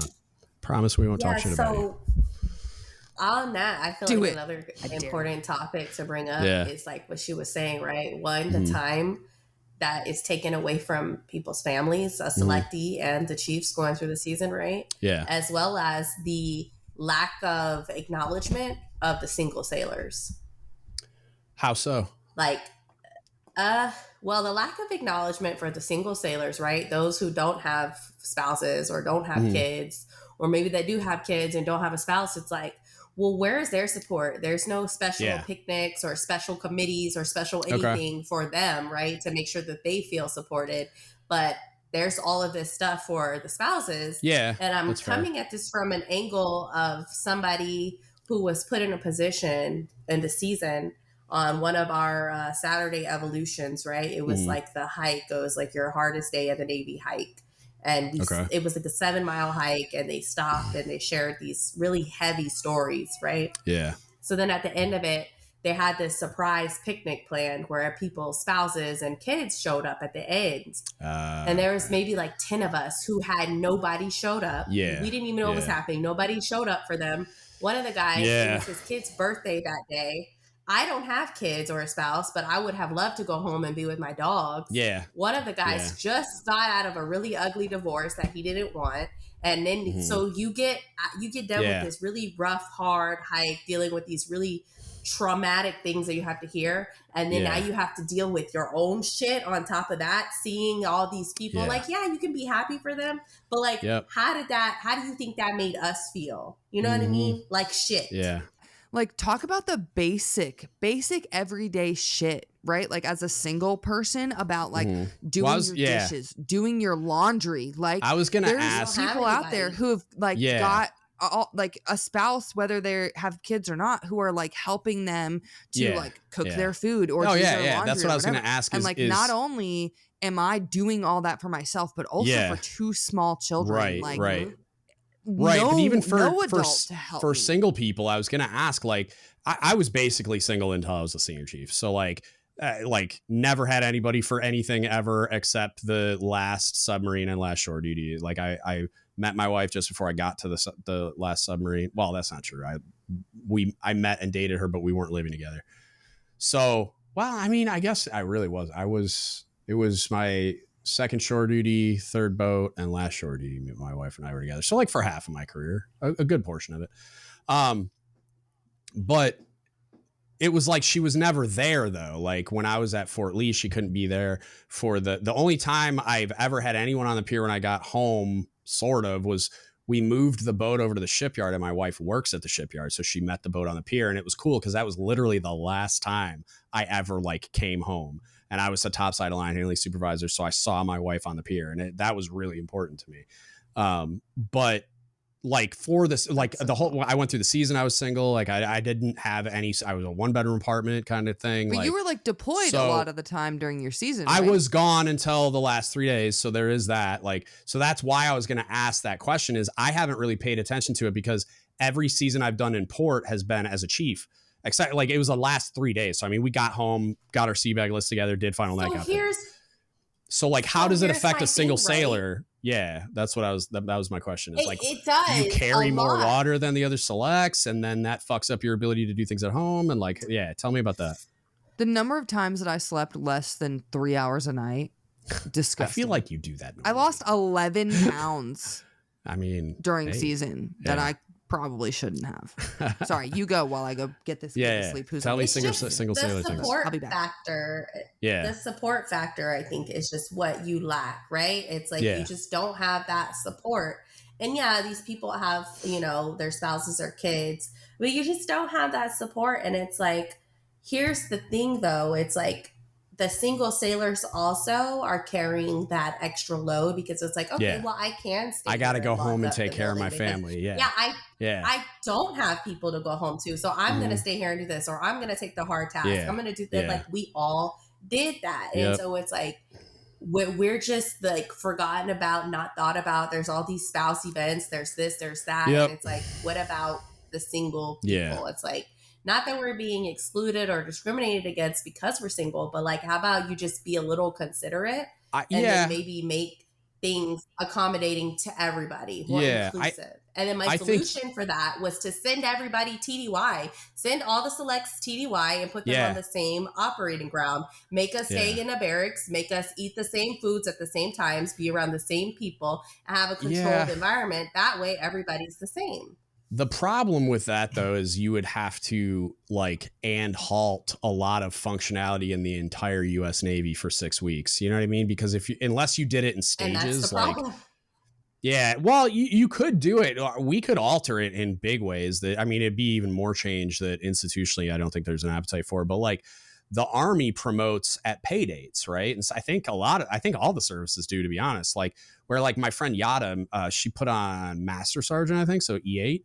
And her promotion ceremony was just her, because she had to wait until her pay date to put it on, right? And so if you did it that way, you could train people. You could do it in groups and just say, okay, we're going to have 6, 8, 10, however many training cycles throughout the year. I guess you couldn't do 10 because that's 60 weeks. So 8 of them maybe, and do it based on pay increments, so that you're doing that TDY thing with your group, and it's that way you can stagger it and not shut down the whole Navy. But yeah, I agree that that's how that should happen. You could also do it by it just becoming a standalone leadership development course that you have to do, and then the promotion to chief just becomes a normal frocking, and then you go do it your senior enlisted academy type experience, but to do the chief part of it, which I think is kind of point, it's more standardized, right? Yeah, for sure. And I would venture to guess that secretly, and I should ask Toby Ruiz, the CMC event like this. I bet secretly there's been whiteboard style discussions, or on a napkin somewhere, where NLEC ELD is the groundwork for deleting the chief season because of the CPO leadership development course. So it's they're going to start there, and it's just going to be this very slow, okay, now we're going to change this. And very now recently. We're going to change. Very recently, they just mandated, in order to be eligible, you have to do the CPO selectee. To be course. So to be eligible. Yeah, they released something to be eligible for boards. No, not board selection. Ooh, what was it that I read? It was to be eligible. I want to say something. Maybe it's. I want to say they. Then you have to do the I think CPO it's enlisted development. I think it's that. That to be eligible for senior chief. I think, but I'll go to the website really quick. But yeah, I think. Yeah. The model of doing it in a formal brick and mortar environment where you're removed from your work environment, it could work, and I think it could be very productive. I think you could also do a hybrid model of some form, and I think I've talked about this on a podcast, doing it where it's and it would be hard to do while deployed. That would be the problem, and I don't know how. You'd have to find a way to get around that, but the where you're say you're on a ship and it's in port, or you're at a shore command or whatever, and when you're selected, it's you go to work in the morning, or maybe you go to work at lunchtime and work till the end of the day kind of thing, but you go and you work till 1300, and then you go log on to Blackboard and do your chief season educational material. And then maybe there's a final night event at the end kind of thing. There's ways that you could do a hybrid version too, I think. But yeah, I'm more on fire about it being standardized than I am about it being happening in a formal brick and mortar environment, even though I do think there's a lot of value to that. I think it'd be nice if either the CPO leadership development course, or if that stays separate, which that's fine, and making teaching of the creed something that's fucking useful, and making that a formal course that's delivered in a classroom environment by a qualified facilitator kind of thing. But all in all, there's just too much that I don't know, right? And I just don't know, and I just want to know why, right? Is the juice worth the squeeze at this point? It's because I know what I experienced, and I know what I felt was wrong. I know what I felt was useless to me. I know what I saw was impacting myself and my peers. And I know that that's what I would want to change, right? However, there's a lot of things that I don't know, right? It's, well, what was the intent of that? What was the purpose of that? Was the juice worth the squeeze at the end of the day? Yeah. So it's like, I think there just needs to be like some massive whiteboard, right? Where everybody puts all the things on the table and figure out, like, again, is the juice worth the squeeze? Is what we're doing here for 6 weeks, for the 6 weeks, the best way to get the best output? And I don't have the answer to that question, right? All I know how to do is maybe improve upon the things that I thought were bad for me. So it's I don't know. Big old circle. Yeah. I don't know that we need 6 weeks. I think that question can answer itself once. Like, I think we need to start is we redefine what our like mission statement is, what our guiding principles are, right? And if that's the mission, vision, guiding principles, fine, right? But I think it could be productive to challenge that and just say, is this is this a good reflection of who we are and like what we want to be, right? As an organization culturally. And once we do all that and we're like, okay, this is it. This is the mission, vision, guiding principles is our guiding document. Then you go down, okay, so now based on my understanding of what the cultural identity is and the values of the people that comprise it, I can start establishing the learning objectives for a training cycle, right? To build new chiefs, which I still like. I think NLIC ELD is the step in the right direction towards laying the foundation over time, so that it is just like a finishing school essentially. But then once I have those things clarified, I can then develop the training objectives. I can then say, okay, what do I need to do to accomplish those training objectives? How many hours can I even spend? How many hours should I spend? How am I going to, what are like the modalities I'm going to use to like accomplish those learning objectives, blah, blah, blah. And then based on all that, I can then paint the picture of how long it needs to be, because you might be right. Maybe it only needs to be 3 weeks. I don't fucking know. But we need to go through that process of like building it from the ground up, because I think everything is an exercise in futility until we start there. And all the people that I've heard from, it's like they want to point at the existing, create it as if it has value of any kind, and it fucking doesn't. Besides being a thing that makes some chiefs feel good. I bet you the number one pushback you get is that heritage, right? History and heritage, that if you change things, then... Not exactly. So the number one pushback to changing the creed in any meaningful way is... Not just the creed, but just this process, you know? Yeah, I mean, that's I think the type of emotional response would be tied up in that, but then go read A Tradition of Change and shut the fuck up. It's the whole history and heritage of it is largely fabricated and built on hazing and just horrific, degrading behavior. So fuck off. I don't want to hear about it. But which that's a point I made when I tried to look up the history and what the heritage means. You don't find that. You don't find that. Yeah, you find the goat locker fantasy. You find that by talking to people, though, and then when you actually talk to people and you get those primary sources, they're verbal, you know, telling you of what happened. It's the hazing. It's like, oh my God, 100%. They made you do that? 100%. So I'm like it's horrific. Yeah. So the heritage piece is bullshit. But the value that can exist in that type of an event done correctly with actual learning objectives and everything else, I think can be like shared adversity is powerful.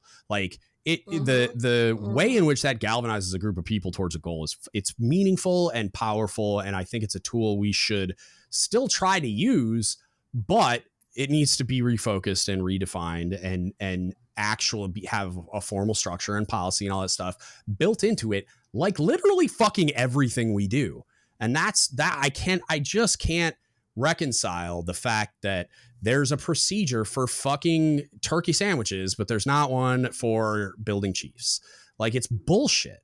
And any pushback along the lines of like, oh, this is how we've always done it, or it's heritage and tradition and all this bullshit, and that's why we don't have policy documents, is complete bullshit. Like, it's the hierarchy doing what the hierarchy does and trying to preserve the hierarchy. Like, that's the prime directive of a hierarchy, is preserving the fucking hierarchy. So it's like the stupid shit that we do. It's like the pushback is built on preserving the status quo, even though it doesn't make any fucking sense and it doesn't work. So it's like the first part of it is at the institutional level, there being a recognition that this shit needs to get fixed, and that's not real. And the pushback, particularly with the creed, the only pushback I've ever gotten is they point at the mission, vision, guiding principles as a policy document. I'm like, okay, cool. If that's our policy document and the CPO creed is just a fucking feel good thing I hang on my wall, then why isn't it teaching to the mission, vision, guiding principles? Why is it teaching to the creed? That's why the fucking creed needs to get revised. So if you want to leave that alone, even though I don't think you should, because it's misleading, not because I have a problem. Like, I do have a problem with it not concisely communicating who we are and what we do, because that's kind of what it's for. But if you want to like leave that alone as some kind of tradition or heritage bullshit or whatever, okay, fine. Even though I think there's troubling things that do not align with the mission, vision, guiding principles and the, like, even the MCPON memos and his priorities as they exist today. So it's like, that's why it needs to get revised. If you want to point at the mission, vision, guiding principles as our like governing policy document, that's the who we are and what we do thing. Okay, cool. I don't have a giant bone to pick with the mission, vision, guiding principles. I would have to sit down and do a really close analysis to decide whether or not I think anything should be added or taken away, which I think that should be a fucking every 5-year activity of the MCPON's leadership mess anyway. But the problem I have with it is that it's not teaching to the mission, vision, guiding principles. We don't build the chief season around the mission, vision, guiding principles. The only thing we build around it is chief evals, which we also don't build into the chief season in any meaningful way. And I've had to have conversations with pinned chiefs about the chief's eval because nobody ever talked to them about it. Nobody told them about the mission, vision, guiding principles. Nobody told them about that. That's literally the traits, the individual traits listed on a chief eval. And that this is what they mean, and this is how you accomplish them, and all that kind of shit. Like they didn't even know it was they were going to get a different eval, even though it says E1 to E6 on their eval. We did that. We did good. That training in our week. Fucking good. But for a long time, they didn't. I'm glad we did. And that's the problem, is that it's not built around that. So you don't get to point at the mission, vision, guiding principles and tell me that's our governing policy document when you don't fucking build anything we do besides the chief eval around that. And I like, it's great that the Chiefs eval is built around that, because it should be, if that's our identity driving policy document, even though it's kind of not really, like, it's a policy document, but not really.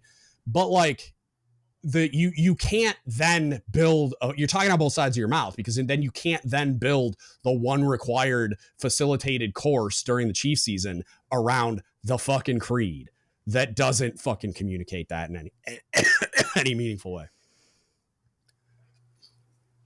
That's the issue I have with that. And that's the pushback, is they point at the mission, vision, guiding principles. And it's like, you don't get to have it both ways. Like, because we don't do anything with that besides chief evals. Yeah. So, yeah. Sorry. My cancer throat's active. Welcome back, Arianna. Hello. Hey, tell me about single mom stuff. Levi's. Good God. It's rough. That, like, I wish, like, looking back, I wish that I had been more firm in my boundaries in spending time with my family and not messing with my kids' routine. Like, because I mean, I told you early on that, like, I was getting a lot of. I feel like somebody told you that. Bright red lines. No, did that happen? Okay. Yeah, I tried that. And the response was, if you can't figure it out, go through next year. But that's not real. It's I mean, I'd like to say it's an empty threat, but people are still doing it because they're fucking idiots. So I felt like I had to make sacrifices, and looking back, I feel like I made too many. There was a lot of times that my kids were negatively affected by the schedule, the amount of money that I put into babysitters for evenings, weekends, stuff like that. Like, I was fortunate that I had it was just a rotation of one of the chiefs and master chiefs from around here that watched my kids in the mornings so that I could go to PT and some other morning things that we had. But like, we did stuff in the evenings. We did stuff every Saturday. And like, I spent money on babysitters for that. But, you know, we're family and you're our sister and blah, blah, blah. Like, but figure it out or you can go through next year. Like, that's the hypocrisy of this shit. And that, like, fuck, man. All right, sorry. And maybe I could have asked and like would have been given more help, but like part of the problem that happened with me in the beginning was like, if it's for me, right? It's really hard to ask for help, period, but especially with my children, because like being a mom does not come naturally to me. I'm not like Betty Crocker over here. I'm not the best mom in the world. I work hard to be a good mom. It takes effort from me because it's not something that comes naturally. And so for me to ask somebody for help, I know that like I'm the kind of person, if somebody asks me for something directly, I'm going to do my best to help them. But if someone like makes a generalized like, oh, if anybody can help, right? Like I'm not going to volunteer to go babysit someone's kids unless I really am happy to do so. Because not only am I taking care of my own kids, but to then volunteer to babysit somebody else's kids is a huge deal.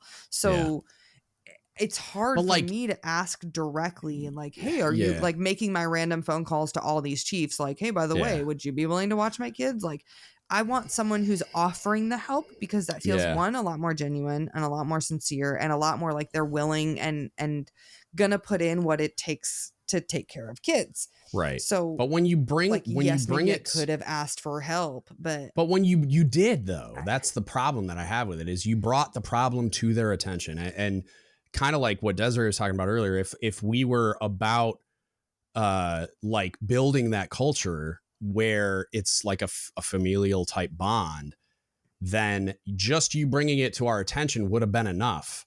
And then that group would have rallied around figuring out a solution.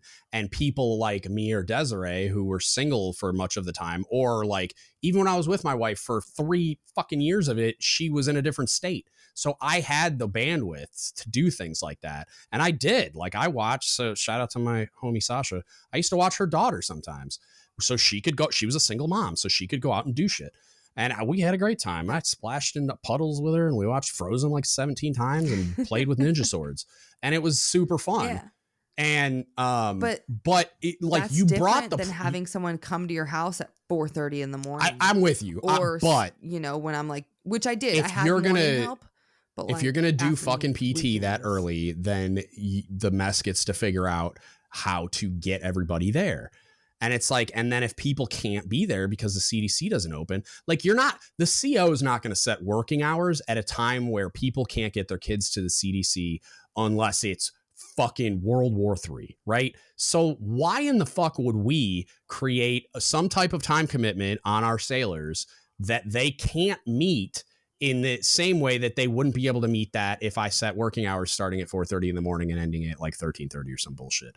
Like it's not going to happen because that's how the mechanisms are built. So if you're going to do that, you get to help me figure out how to solve this fucking problem, just like you would for one of your sailors if they were in the same boat. And I'm not saying that Chief's going to go babysit CS2 sailors, but you're going to help them find a fucking solution. Like that's how we solve these problems. So if you did bring that problem to the mess, which you fucking did and got told to shut up and figure it out on your own, that's bullshit. That's hypocrisy at the fucking highest level because of the way they try to like peddle this shit to you. Like, oh, you need to be able to ask us for help because we're your brothers and sisters, but we're going to tell you to go fuck yourself every time you ask us for help. We're going to tell you to figure it the fuck out, or we're going to just tell you no and you can go through next year. Like, fuck off. That's fucking bullshit. And that's just a chief copping out. They're parroting the party line. But when it comes time to actually do chief shit, they're like, oh, no, that's too hard. Figure it out on your own, nerd. Like, that's bullshit. And I think it could have been a test. It could have been a test to see if I was going to stick to my guns and say, hey, this is my bright red line. I don't know. One of the chiefs told me that she talked to her mom and her mom was willing to fly from out of state to stay here, not in my house, but like here locally. For not everybody has a mom. Like, okay. Cool. Right. Like no, but not her everybody mom was has willing that to type come of a help resource. with my kids, which I thought was, but it's like, I've never met your mom. So to say like, yes, please fly in from another state is kind of crazy.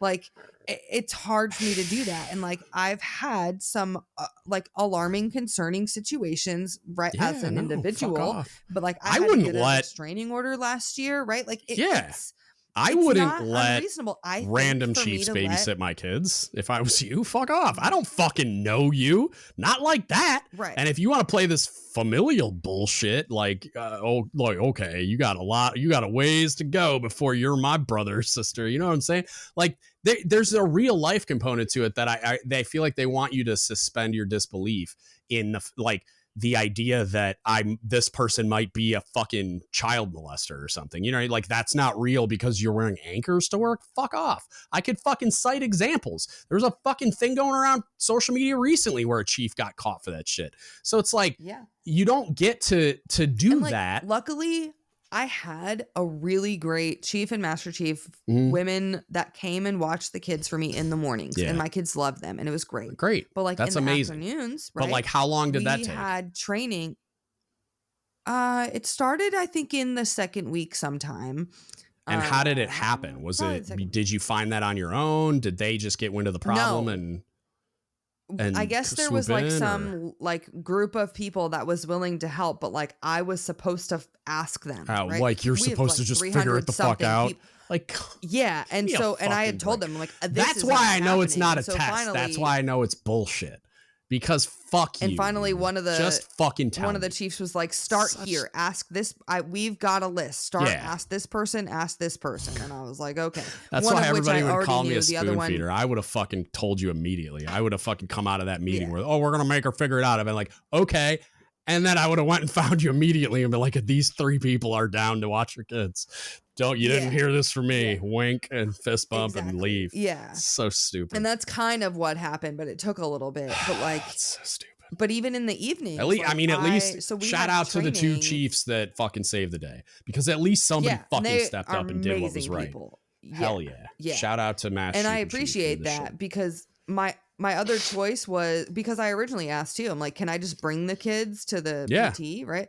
And they were like, no. And then I'm not going. At the same time, I wouldn't have done for long, because waking the kids up that early is just unreasonable. Like they're too little to be getting that like fucked up sleep situation. Yeah.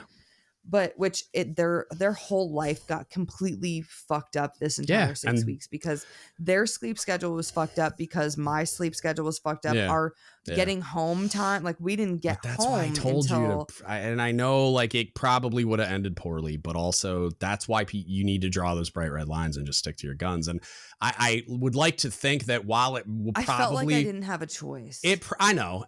And you were made to feel that you were made to feel that way. And it was true because you felt it was true, because that's how they presented it. And there's no reason that you shouldn't believe them when they say you don't have a fucking choice and all this bullshit. But I think even though it would have been contentious and it probably wouldn't have been a good time, you probably could have stuck to your guns and it would have worked itself out eventually.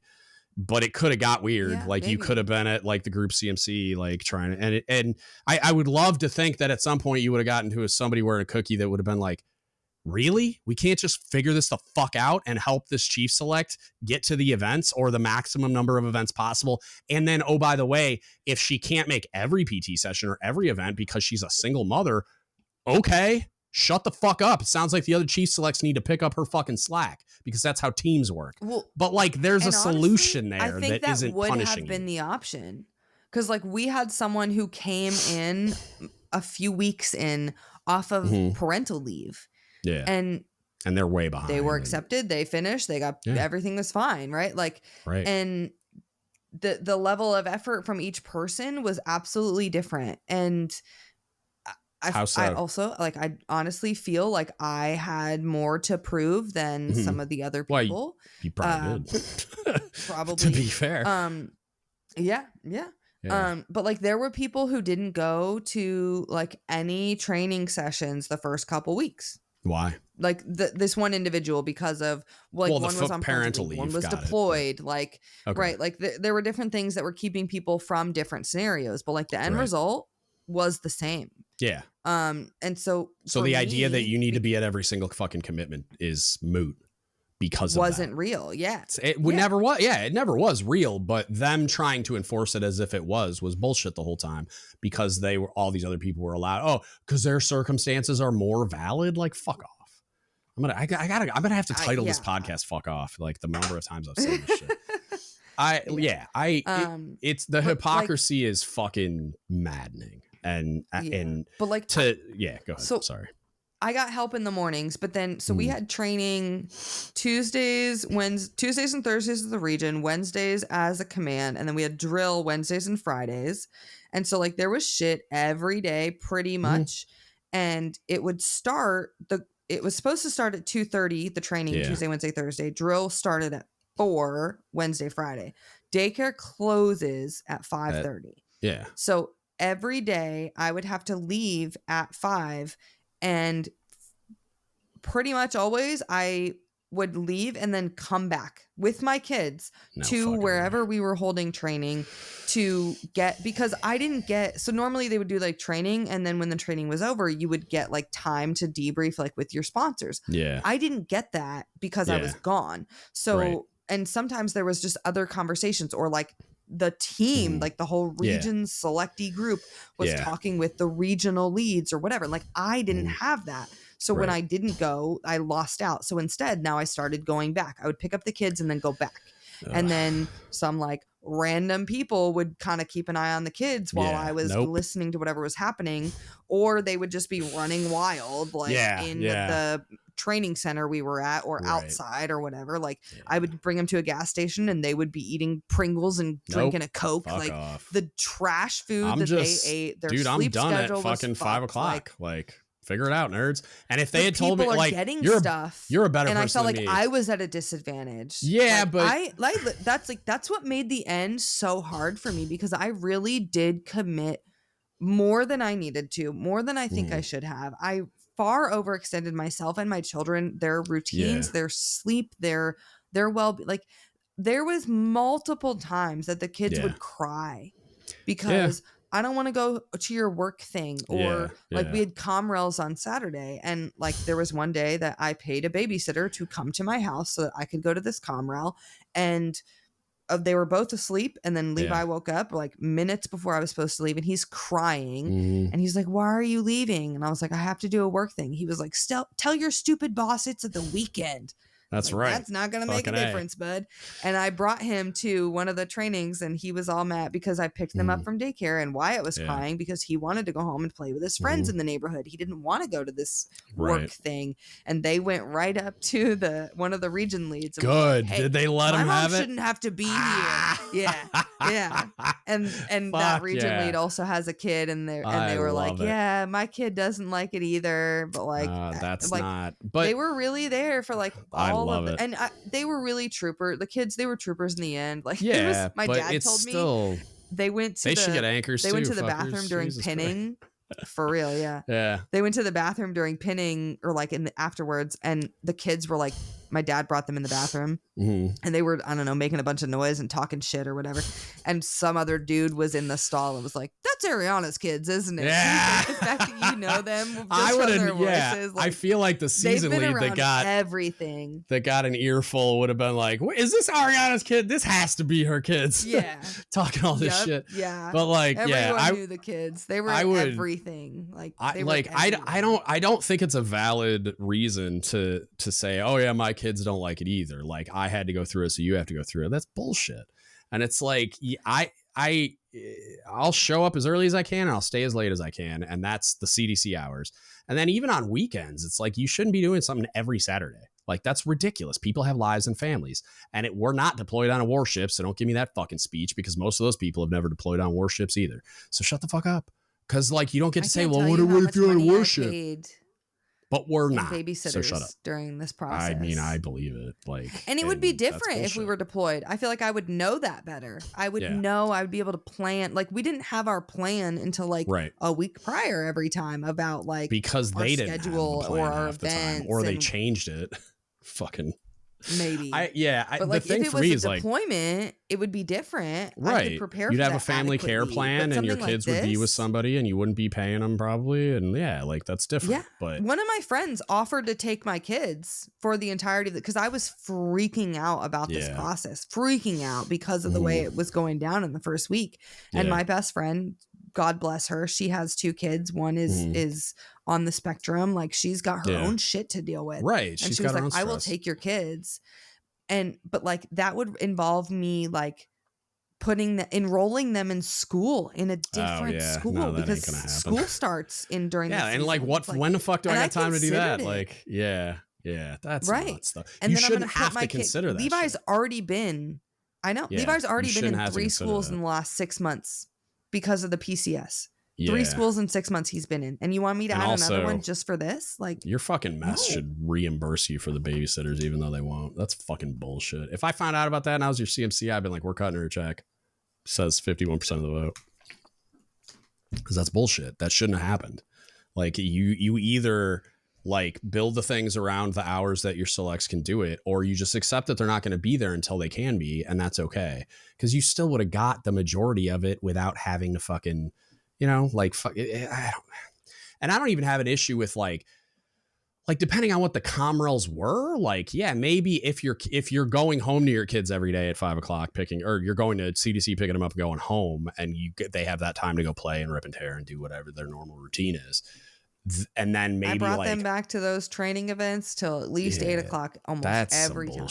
That's some bullshit. And I'm like, I'm surprised your fucking CMC let that happen, or whoever, the SEL or whoever the fuck. Like, that's wild to me that they think that that's an acceptable way to deal with that situation. Like, that's fucking ridiculous. But I don't fucking...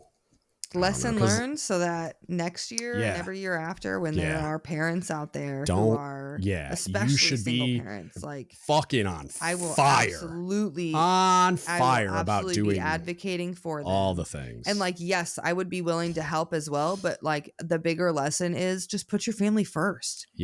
Like, you don't have to tell me. I'll send you a fucking check from like, I'll send you a check from the fucking business account, dog. I'll reimburse you since fucking these punk asses won't. It's all right. It's not all right. It's really not. Like, I get it. You're accepting of it. But it's a lesson learned that I will never let anyone else learn this lesson. Yeah. If I have any control over it. Like, I don't know. Yeah, that's fine. And like, not even, and I missed the part about what Desiree was saying, but like, being a single person too, right? Being the only adult in my household, like, bless those people that came and helped me in the morning, right? There was one day that I came back from PT, because I would go to the thing in the morning, then I would come back to the house, and like, I would, from PT gear, I would get in my uniform and take the kids to school, and then I would go to work. But like, there was one day I came back from PT, and that master chief was doing my dishes with one of the kids, and I busted out. Like, I had already been crying that morning. I cried every fucking day in this process. And I was like, oh my God, thank you. I know, I'm so sorry. My house is a mess. She was like, it's totally normal. Like, but like, I'm not that kind of person that like, my house is gross. Like, but I didn't have time. And like, even I let my house slip. I let everything slip, and I still wasn't sleeping enough. Like, there was a couple days I didn't eat at all. Like, and I got yelled at for not sleeping enough one time, and it's like, when do you want me to sleep? When am I supposed to sleep? Am I supposed to make time? Like, you fucking clown. Like, when you're saying everything else that's is what a they priority. do. Like, everything's a priority. I have to be everywhere all the time while I'm a single parent, not conform to CDC hours, but also get enough sleep. Like, fuck off. It's such bullshit. Like, I averaged maybe 3 or 4 hours a night, which should never fucking happen. It should never happen. And I think the larger lesson, besides never doing it, like never letting it happen again to a future like version of you or future selectee or whatever, is you personally going forward as a chief need to never let chiefing get that in the way of your fucking job either, because it's easy to let that happen and think to yourself that like, I need to be here late and take care of these sailors and go above and beyond and do all these things to be a good chief. And that was like what I was doing, because I was able to get away with it for a long time because I was single, or like my wife wasn't there, right? Because like in Virginia, so I'd be at work late fucking every day, and it's just because I can. I would be okay with it if it was for real, if it was for sailors, if it had a value, but like in this training environment, like, it had some value for me or maybe for the team, but like, it wasn't because like I can specifically remember this because of the result. So, and this was back when I was with the kid's dad. And so I could stay at work even later than normal. But I remember staying at work late on a Thursday before a 4-day weekend working on a map package for one of the sailors. And I remember that because I ran into that sailor who was a chief when I saw them again a few months ago. Oh, nice. And when I was the first class LPO writing the map package from second to first class for the sailor who made chief before I did, right? They made it 2 years ago. Awesome. Like, that was so dope to run into them that like now we're in the same region. Like, it's so cool. But I specifically remember staying late that Thursday before a 4-day weekend to make sure we got it done. And it was awesome. And it worked, right? They got mapped. They got like, mapped. Love that. I would like that was a reason. But doing this I would even for say some other shit is like, I don't know about that. I would even say like there's a danger in even like those, like, because that moment you could call that like just your responsibility, or you could call that above and beyond depending on the context and how you ended up there late because of whatever else is going on. But it's really easy because those things are so meaningful to like let yourself become spread too thin doing those things. And I've talked about it like on previous podcasts about seeking out leadership opportunity. But what you'll find, especially the two hyper competent fucking chiefs I'm talking to, is people are going to begin seeking you out as their pseudo chief because you're going to take care of them and get things done. And you're going to gain a reputation for being that person that advocates for sailors and goes out of their way and goes above and beyond to get things done. So just go talk to them because they'll take care of you. They'll actually take care of you. And it's like, it's a precarious balance because that shit is really important. And I want to help every sailor that I possibly can, but I can't be everybody's chief. They have a chief and not who needs to do their fucking job. Like, exactly. Your sanity, my own sleep, my family, my kids, and it's real easy to fall into that trap. And I arguably I did that for a lot of my career because there was nobody like waiting for me at home until the last like 6 years I was in the Navy. And even then it was like, I had no kids and Ashley understood. So I just fucking stayed late, like a lot. I mean, I tried to balance it. I'd have to ask her if I didn't suck at it or whatever, but like I probably did. But like, it's a very precarious balance of allowing yourself to get sucked into that role. Cause it's a bit of an ego stroke too, to be the sought after person that's going to solve everyone's problems for them and shit.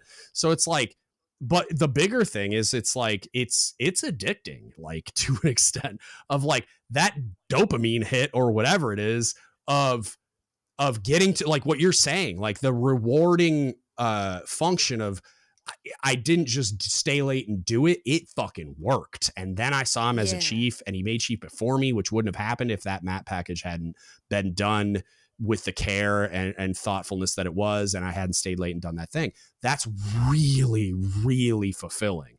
And so it's like, you have to find the balance of like doing it as much as you can, even plugging gaps when you can, but somehow balancing that with your own mental health and your kids and those other things that are meaningful to you. Because like, I think I can't say this for sure, and I don't know that I ever will be able to, but I suspect that one of the reasons why I have have had and currently still have such anxiety issues is that kind of stuff. Like I just burned the candle at both ends for a really long time where I was staying at late way longer than I should have. Like I applied for a job recently and they asked for like how many hours a week or whatever. And I had put all my Navy experience as like one thing and then just listed the responsibilities and broke down the dates, but they wanted an average hours per week or something. I just said, it was about 60 hours per week. It was probably more, but like, I'll just try to not sound like I'm lying and just be like, it's probably 60 hours a week. But like, because most people will be like, there's no way. But even deploying, I mean, the job was at the VA, so maybe, but like, I don't know how many employees there are veterans, but yeah, it's like when I'm deployed, I mean, it's 12 hours a day or more, 7 days a week. So what's that? Like 70, 80 hours a week, 100 hours a week sometimes. So it's like, who knows what I averaged, because you got to encompass everything. And like that last shore duty I did, I wasn't there much, let me tell you. Like that's some pretty sweet hours. Cancer treatment doesn't count. Well, there was that and COVID and my mental health issues. Everything conspired to where I didn't spend a lot of time at work. at that last job. And I traveled a lot. Like when I traveled, I mean, was I at work the whole time? No, I was in a hotel room a lot, but whatever. But even aside from like the kids though, of like finding time to like do laundry or do the dishes or like I cleaned my car. I took leave on Monday, just one day I took leave after season and I cleaned out my car. It took a really long time. It was disgusting. But like 6 weeks. I remember a couple years ago, I was a first class. My car, I was living out of my car. When I cleaned out my car after season, I was like, holy shit. Yeah. I was eating regularly. I was eating like shit from gas stations or fast food or whatever. Yeah. And I spilled a bag of chips one day, like week 2. Those chips were still in my car until this week when I cleaned them out. Like, but I remember talking to a guy. I was a first class a couple years back. I was at the smoke pit talking to this guy. He was a chief select at the time, and he was single, no spouse, no kids, no nothing. And I was like, "Hey man, like, are you okay?" And he was like, "It's really hard doing this alone. Like, a lot of times, like the spouses provide like food or whatever for our training, and like I don't have anyone to help." Tremendous. And I was like, "What do you need? Like, how do I help?" And he was like, "It sounds weird, but I need someone to help with my laundry." He's like, "I'm not at home and awake long enough to get a load of laundry through the washing cycle and put it in the dryer." I was like, "Bring it to me tomorrow. I will go take lunch and do it at home. Like, I'll do it." And the next day, I didn't see him for like a couple days. And then when I saw him, I was like, "Hey man, like, what's up?" I was going to help. And he was like, "I can't take help from you. You're a first class." I was like, "Okay, dude, whatever." I tried. This was before you were a figured select. It out. Okay. Yeah, this was like a few years ago. That's also a brain dead function in the Chief season of like, you're not allowed to ask for help from anyone else. Cause it's like teaching you to only seek help in the Chief's mess. And that's not real. It teaches like codependence in a weird, not even, I don't know if it's a regular but also like you can only ask chiefs for help, and that's not real. Like the idea that like every time I went to a new submarine, it was a different class of submarine. So while a submarine's a submarine to an extent, there's a lot of things that vary wildly in like how we do business, what things are called, where things are, how they function, shit like that. And you got to relearn that every time.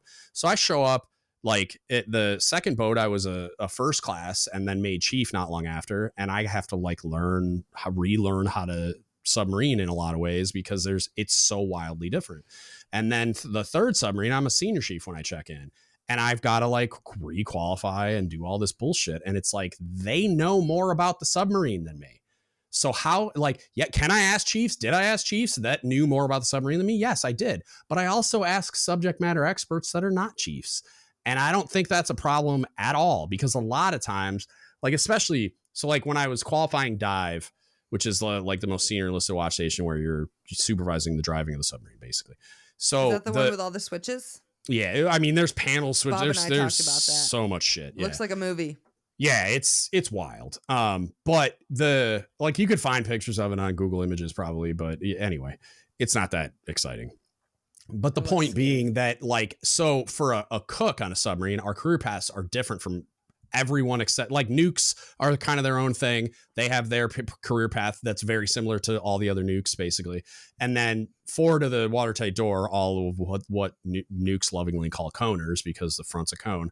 So it's like they all have very similar career paths, if not the same. They're not all exactly the same, but they're pretty fucking similar. And then there's a handful like Bob who never drive the submarine, right? Like, and I think Bob did drive the submarine, but like his rate when he was a radioman, most of them don't drive the submarine. Like they go do radioman things and then they qualify something else later, like Chief of the Watch. So he's getting qualified now. He's getting qualified dive now. A couple weeks ago during the season. Yeah. That's when he's working on dive. I'm sure. A couple weeks ago. Yeah. If he's not just requalifying Chief of the Watch first and then he's working on dive, but like either way, it's all very alien to Bob because he's been on a submarine in a fucking decade. So he's like relearning all of that too. So he's got a lot on his fucking plate right now. But for me, it's like a cook never drives the submarine, but the dive supervises the people that drive the submarine. If I don't know how to drive the fucking submarine, how am I supposed to then supervise the drivers of the submarine? I'm telling them what to do with their control surfaces. I don't even fucking know how to do that. So it's like this real weird dynamic. Control surface is. So I need to trust them and I need to ask them for help and ask them to teach me things because I've never done it. So like, and for me to ask, like when I would ask the chiefs that were most of their experience was dive at this point, if not all of it, the way they would explain it to me wasn't the same way as the guy driving the boat. And it's like, I need to know how he sees it. I need to know how they understand driving the submarine so that when I'm communicating with them and we're doing something fucking dangerous, like going to periscope depth, I need to know that we're on the same page and that I'm saying the things and that they're talking to me too. Because that was what made me successful, was building enough trust in my team where they could make recommendations to me and know that I want that information and that I'm going to act on that information because I trust them and their skill level driving the submarine. So whatever they're seeing, I can't see everything all the time. So I need them to feed me information. And when they're saying, dive, recommend larger up angle, recommend speed, recommend pumping water off, whatever, like, it's they're zeroed the fuck in on their one panel of which the control surfaces are telling them things. What the submarine's doing is telling them things. I can't look at everything all the time. I'm looking over here. I'm looking here. I'm looking here. I'm looking here. Like I'm looking fucking all over the place trying to supervise this whole evolution. So like I need them to tell me things, which means I need to build that rapport and trust with them so that they'll do that, knowing that they not only just tell me things, but they make recommendations because they're fucking smart. Like you sit in that chair long enough, you could damn near qualified dive just off the top of your head because they're so proficient at this thing. And so it's like, of course I'm going to talk to them. And so the idea that we're not going to go get help or gain knowledge from people that have it and we don't just because they're non-chiefs is ridiculous to me. And I fucking hate that. That's like low key during the chief season. We were deployed. We had to cover our charge books, right? And when you see, like, I have an old wash khaki shirt. You've seen my charge book. I think I don't know if Desiree's seen it, but you've seen it. And it's sewed on, like somebody sewed through the legal or the the green notebook, sewed the material on, right? None of us knew how to fucking sew. That was a third-class sonar tech. And fucking don't tell anybody. You know what I mean? Because he was the only fucking dude that knew how to do it. And we were deployed. And they're like, you can't ask non-chiefs for help. And we're like, okay, how the fuck are we supposed to do this? I don't got spray glue underway on nuclear power. Like, how am I supposed to get this shit on the book? So we came up with, like, we asked the kid just like to give us the shit and let us do it. And he's like, you're not fucking, no. He's like, you're not breaking my sewing machine. And he was like, I'd have to teach you how to do it and you can't get help from me. So what the fuck are we doing? And we're like, he's like, dude, just give me the fucking books. I'll just do it for you and not tell anybody. And I'll be fucking, yeah. I talked to I'll be discreet. Buddy of mine. And I was like, fuck it. All right, fine. Like, and we did. And he did a great job. They're amazing. So I talked to a buddy of mine who retired as a first class. And when he was a first class, he was helping some of the chiefs build their vessels because he's a woodworker. Yeah. And it was like supposed to be super hush hush. And it's like, do you want to do it right or do you want to do it alone? Okay. I understand, like, building vessels is a like networking and team building opportunity. Got it. Whatever.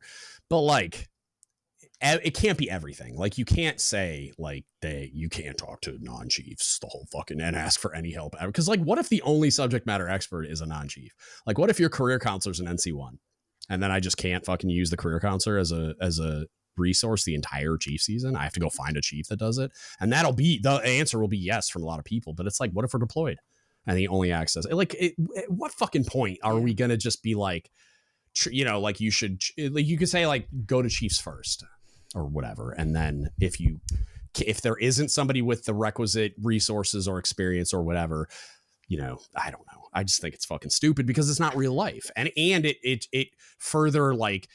It further creates that artificial divide between chiefs and everyone else, which is a fucking problem, clearly. So I'll say two things on that. One, I went to go smoke one time at a thing, and one of the other, at the time, Chief Selects was on the phone with like some senior chief or master chief or whatever, and was talking about the divide between khakis and white hats and like this wall that exists. And the person on the other end of the phone was like, yes, but how much of that wall did you build? And I was like, wait a minute. It's a good point, but why did they build it as well? So it's like, well, it's but like, not one-sided part and like give people the benefit of the doubt. And like, it's I not know one-sided. that about me was like, there is a divide. There's a normal maybe not normal. I don't, there's a like normal in this service. There's a divide between E6 and below and E7 and above for sure. That does exist. Right. But beyond that, I had to build this ginormous wall, way bigger, stronger, worse than like the divide that normally exists. And I was forcing everyone to, like, I wanted all the chiefs to climb over this wall to get to me instead of me giving a little bit. And like that comes from my own like trauma and like personal life and shit of like, I needed people to prove their worth to me before I gave them time of day. And not always fair, because now being on this side, right, I don't want, and I will put in the work. I will go past whatever barrier somebody has built. But like, it's not fair that I put up this huge wall and expected 300 something other chiefs in the region to go past it just to get to me. It's not one-sided, but also it's the majority of the responsibility falls with the chief's mess. And that's just a reality of being a chief. Like it's not fair, and they shouldn't have to, and blah, blah, blah. But the reality is, but it is what it is. For the organization to function effectively and to bring people like you in who have built those walls, I need to be proactively trying to tear them down or scale them or go around them or whatever I have to do to get you to feel like you can. But it's never a one-way street, because you have to allow me to do that. Like, it's never going to be a one-way street, but you don't get to say that, oh, well, that's bullshit that you have those walls up and it's not my fault because I didn't do it, so I'm not going to do anything to like try to circumvent that or overcome that. And it's very much on the chief's mess to initiate and do the majority of the heavy lifting, with the understanding that I can't do it without you allowing it. So it's not going to be one-sided, but the majority of that responsibility falls on me, because I have to own the fact that there's a divide between the chief's mess and junior enlisted. And why is there a divide generally? I'm not saying specifically between, like, because you can ask that question, and it's a fair question to ask when we're talking about an individual's issue with the chief's mess and how much of that wall did you build. However, I'm talking about the divide that exists between the organizations, right? Like effectively like the E6 and below group and the organization that is the chief's mess. And a lot of the divide exists because the organization creates it with its culture and practices and like little fucking one-liners and all that other bullshit. That's the thing that I'm pointing at is like we built all of that. That is all ours to fix, period. Yes. And so like it took a little while, but like I kind of got past like just being so angry at everyone in khakis, and and it took the season and more than halfway of it for me to get to that point. But so like I got past that, and I wasn't just like fighting everyone, but still like thinking about it, there is a difference. And I feel like maybe there's like there's a question here. I don't know what the question is, but for me, give me a response in general. But like there's a thing about, and like reading into the Chiefs Creed about like the fellowship, which used to be fraternity, right? There is goodness to exist in the inclusion when you're inside the Chiefs mess, but the exclusionary factor really bothers me. And define I don't feel, like you're talking about like only ask chiefs and like you know that kind of thing of as if people who are not in the mess do not have the same level of value. And I just don't feel like that is true. It's not. It's nice to be inside and now be seen as an adult, but it's not fair to everyone else who is still like good, capable human beings and adults. Like there are people E6 and below who are younger than me, who are higher educated than me, who are just fucking better, smarter people than I am. And now that I'm a chief, I'm cooler, better, whatever. Like that's I don't like that. I don't either. And I don't know how to build that bridge between the khakis and the white hats other than just being a good person. Just be it. Yeah. That's it. Yeah. Like, do what you're doing already. Like, do it in your everyday practice as a chief, and do it via whatever mechanisms you continue doing, like the podcast or TikTok or whatever. And the same for Desiree doing Seas of Triumph. It's like, you just continue doing what you're doing. And it's like, I've never, and it's so interesting to me that like you guys shared some stuff, and I've had things relayed to me secondhand about like the opposition to what I do and how I do it, or the things I say and do in relation to the criticisms of Chiefs and the Chief season and the organization, whatever.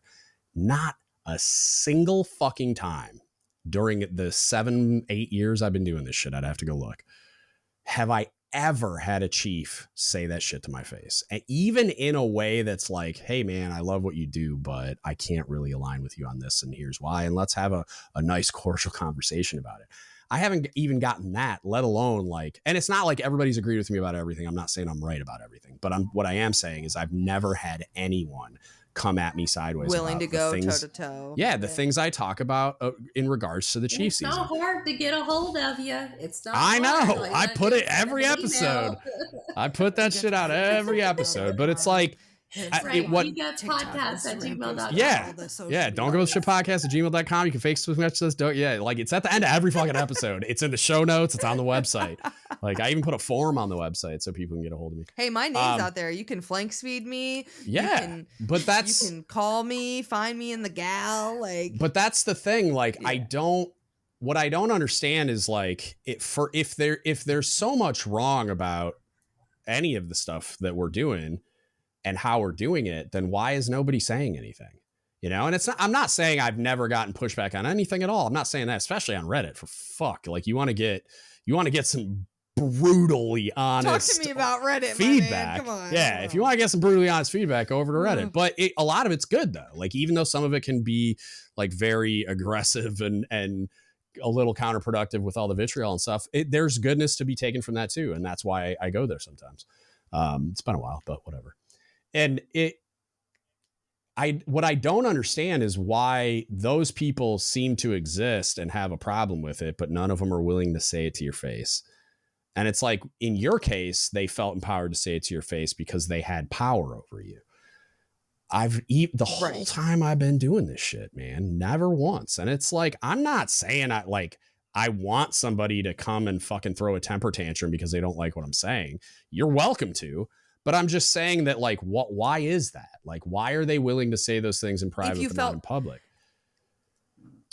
And that's how I felt in this, because like a lot of, so like before results came out, I had a lot of like random Chiefs talk. Like, there was one Chief came up to me at the smoke pit and was like, how are you doing? And I was like, why? Because and he was like, oh, I figured you'd be getting a lot of heat about your Reddit thing. Well, but also, and apparently individual like, there's all these, Chiefs, like, whispers happening. Yeah, individual Chiefs come ask you how you're doing. Individual Chiefs have good dialogues with me, and we may not agree on everything, but we're largely aligned and they support me in everything I do. Yeah. And if I was wildly out of pocket on something, I would expect you and Christina and Jason and Jeff and everybody to let me know. And they would. Yeah. I have 100% confidence that would happen. But for whatever reason, it's two-faced, right? Like, the individual chief has their own opinions and their own understanding and like will behave in a way that's entirely their own, but like do it in a way that's like, don't tell the Chiefs unless I'm doing this, but how are you doing? I'm just assuming they're eating your face, right? But then on the other side of it, if they're in a room where all that shit's going on, they're going to jump on board, ask you why you're such a piece of shit, why you do all this TikTok shit. Or not say anything at all. Or not say anything at all and be complicit by not standing up for you or whatever. So, but like that seems to be the makeup, like from what I can tell, unless like the one thing I was telling Damo on the episode we just did was like, the only thing I can think of for why I don't get more of that stuff in my inboxes is maybe, and this is just me speculating, is like maybe the demographic of listeners and just the demographic of people that can organically find what I do because of how I do it on social media and podcasts and all that YouTube and shit. The demographic of people that have a problem with it, that same demographic are not on any of the things where they would find it organically. And most of the shit they're saying about what I think or what I say to people or what I share about the Chiefs season is all secondhand shit they've been told by somebody that actually engages with the content, and they think it's wrong. By this vague concept, like this picture they've completely like auto-filled in their head instead of actually going and listening to the podcast and seeing what I'm actually doing. And in which case, would they agree with me? I don't know, maybe they'd meet me in the middle somewhere and we could have a meaningful conversation. But like, yeah, what troubles me is what you were saying about the like out group mentality of like how they want to ostracize everybody and paint ourselves into a corner intentionally. And it's just like, I don't fucking understand that. And I don't understand why anybody would want to do that. And I don't agree with it. And I don't think it's productive in any way, shape, or form. But, and that's like, why, if every chief I've ever literally every single chief I've ever talked to is largely aligned, like mostly aligned with what I'm saying and agrees with it and supports me, like vociferously, like passionately supports the podcast, and that yet somehow I'm a big piece of shit, I'm doing it wrong. Like, okay, well, where are you in this discourse? Like, come fucking talk to me about it. Come tell me all the reasons why I'm a big piece of shit. And like, let's get into it. But they don't. Go ahead, Des. I gotta go, y'all. Oh, it's all good. I took my NyQuil and I'm falling asleep, so I'm gonna go. Yeah. You were yawning earlier too. Yeah. I know. I'm so happy I got to see your face. It's like 8 p.m. there. What the fuck? You getting up early? I told y'all I took my NyQuil. Oh, because you're sick. Yeah. It's the Rona. Right. Yeah. It's the Rona's fault. That's all right. We can wrap it up. We've been we're almost at 3 hours. Oh my God, we can talk. Jesus, yeah, all three of us would love to talk. Fuck yeah, we can. Well, it's been 3 hours plus everything before we recorded. So I mean, fuck, it's probably been 4 hours. That's true. We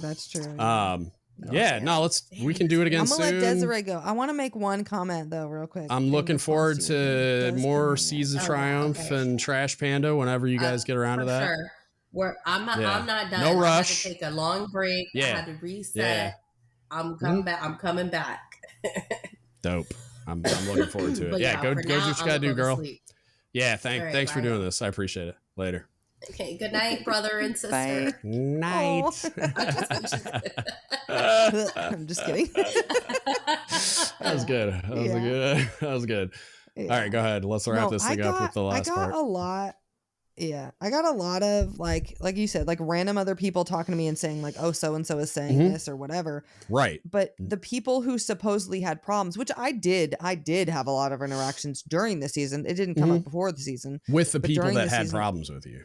Yes. The people that had problems, I definitely talked to during the season. And 99% of them probably were like the people that I did talk to said, hey, I understand what you're doing. It's how you're doing it that I don't necessarily agree with. And it was like Des and I talked earlier tonight. And one of the things that I'm trying to like process and grasp and being able to articulate well is like the difference between intent and impact. Like the intent was always positive. The impact maybe wasn't always great because of how I did a thing or whatever. But like there were people that would say, I like what you're doing. I just wish you did it differently or whatever. And then other people do they arrive at like, do they kind of share like maybe how you would be doing it differently? Like what do they come with any suggestions or solutions? It just comes down to like tact. Okay. Yeah, it's mostly just like tact of like the passion versus attitude or like anger versus just like fire, you know, kind of that kind of stuff. Yeah. And the difference between saying that like, which I'd have to go back and look at everything I ever said or wrote or whatever of like, but again, this is people who see or hear one thing and like, it happens all the time that somebody will say something to me that like there was another guy who went through season this year. So he was a chief select and the first weekend he says to me, just so you know, I was warned about you. And with no context of like by whom, like, I don't know, your chief. You want to tell me a little bit more about that? Like, Yeah. And he was like, it's not important. I just want you to know I was warned about you. And I was like, okay, what value great. did that add to either of our lives, you fucking dolt? Right. Yeah. It made me like cautious now. Like, oh God, I don't know what I can say in front of you because you're going to go tell this person who told you I suck or whatever. Yeah. But like, there are people who fucking hall monitor, who make generalizations about me, which to be fair, I've made generalizations about other people that I probably shouldn't have. It happens. But I've also made generalizations about people in leadership, people wearing khakis, people wearing anchors, and not like Arianna LaChiusa, right? I'm not about an individual. It may feel the same to some people of like, oh, you happen to wear an anchor and I might be saying something about you, but it's one of those things that like, if the shoe doesn't fit, maybe don't get mad. Yeah, but like, maybe don't there wear are people who have said shit about me that have never watched my TikToks, said anything to your face. Never seen anything at all, have never spoken to me ever. And they just hear other people say, oh, that's that girl on TikTok or blah, blah, blah. And they think a thing because someone else thought a thing.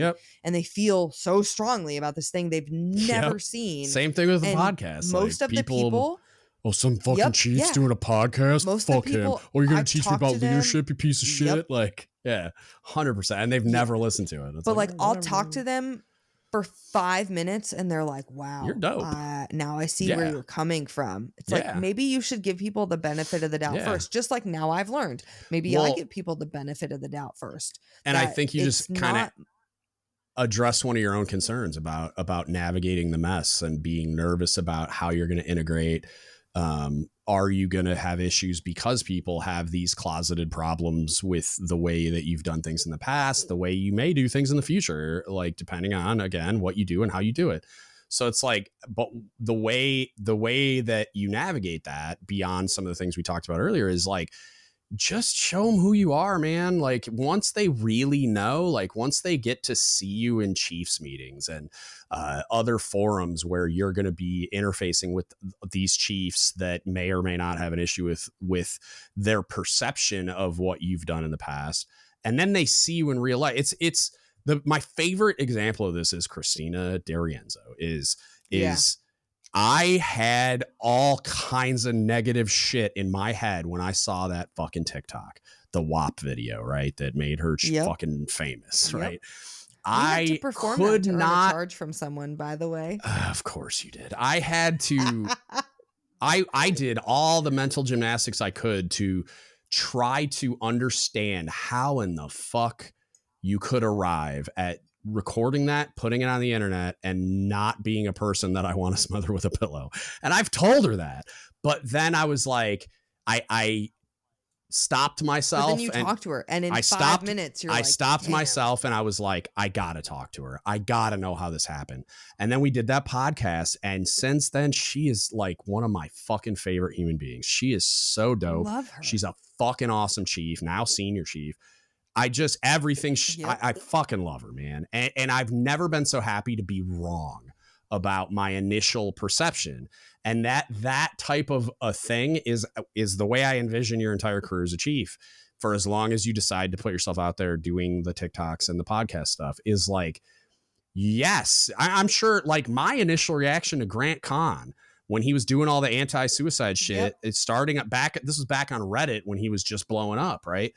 I saw the videos of him in his dress blues and immediately cringed and was like, well, look at this motherfucker like in his dress blues. And I told Grant this when we talked too, but then I was like, stop it, give him the benefit of the doubt, watch a fucking video. And I did, because I kept hearing about him and I kept hearing good things.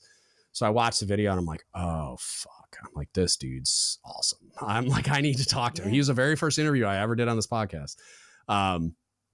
And same kind of thing. Like I judged a book by its cover because it's human nature to do so. It's the shit I was talking about. Like it's completely fucking reasonable for these people to be making these judgments in their heads about who you are prior to having ever interacted with you in a meaningful way and without digesting the content, which they likely won't ever do without meeting you first. Yeah. So, but it's kind of a good thing because they have this misconception in their head and you get to go surprise them. You know what I mean? And I think that's going to be your experience more often than not. Is in my head, I had this fear constantly that the way that I go about advocating for sailors, taking care of sailors, doing what I do in the mess can be very easily and probably a bit fairly evaluated as confrontational and aggressive and shit like that. And I understood it as I'm probably never going to fucking get promoted. My evals are probably going to take hits because I was willing to say and do things other people weren't willing to say. Like CO comes down for a Chiefs gathering and wants to talk to the Chiefs mess. Everybody's on their best behavior. I'm asking them hard fucking questions. And that's the point of the interaction. That's why the CO came down there. And then he'd walk out and you get the like same treatment that a sailor at an all hands call for the MCPON does when they ask a real question. It's like, everybody's like, what the fuck? I fucking told you not to do this shit, you know? Like, and they're like, dude, really? Like, you're going to just ask. I'm like, why do you think he's in here? Like, why do you think he's in here asking us these questions? And if he was in there to have everybody like package shit for his consumption and I like rubbed him the wrong way, so be it. And that's the way I looked at it. And I thought for sure I was going to retire a chief as a result. Turns out I encountered a shitload of people that when they actually interacted with me and saw how I did business, I was like the most respected chief there. Like, not by everyone, but like by a lot of people. And I would say the majority of the crew on the ship. So it was like, it ended up working itself out that I retired with 2 stars over my anchor. So maybe... Yeah.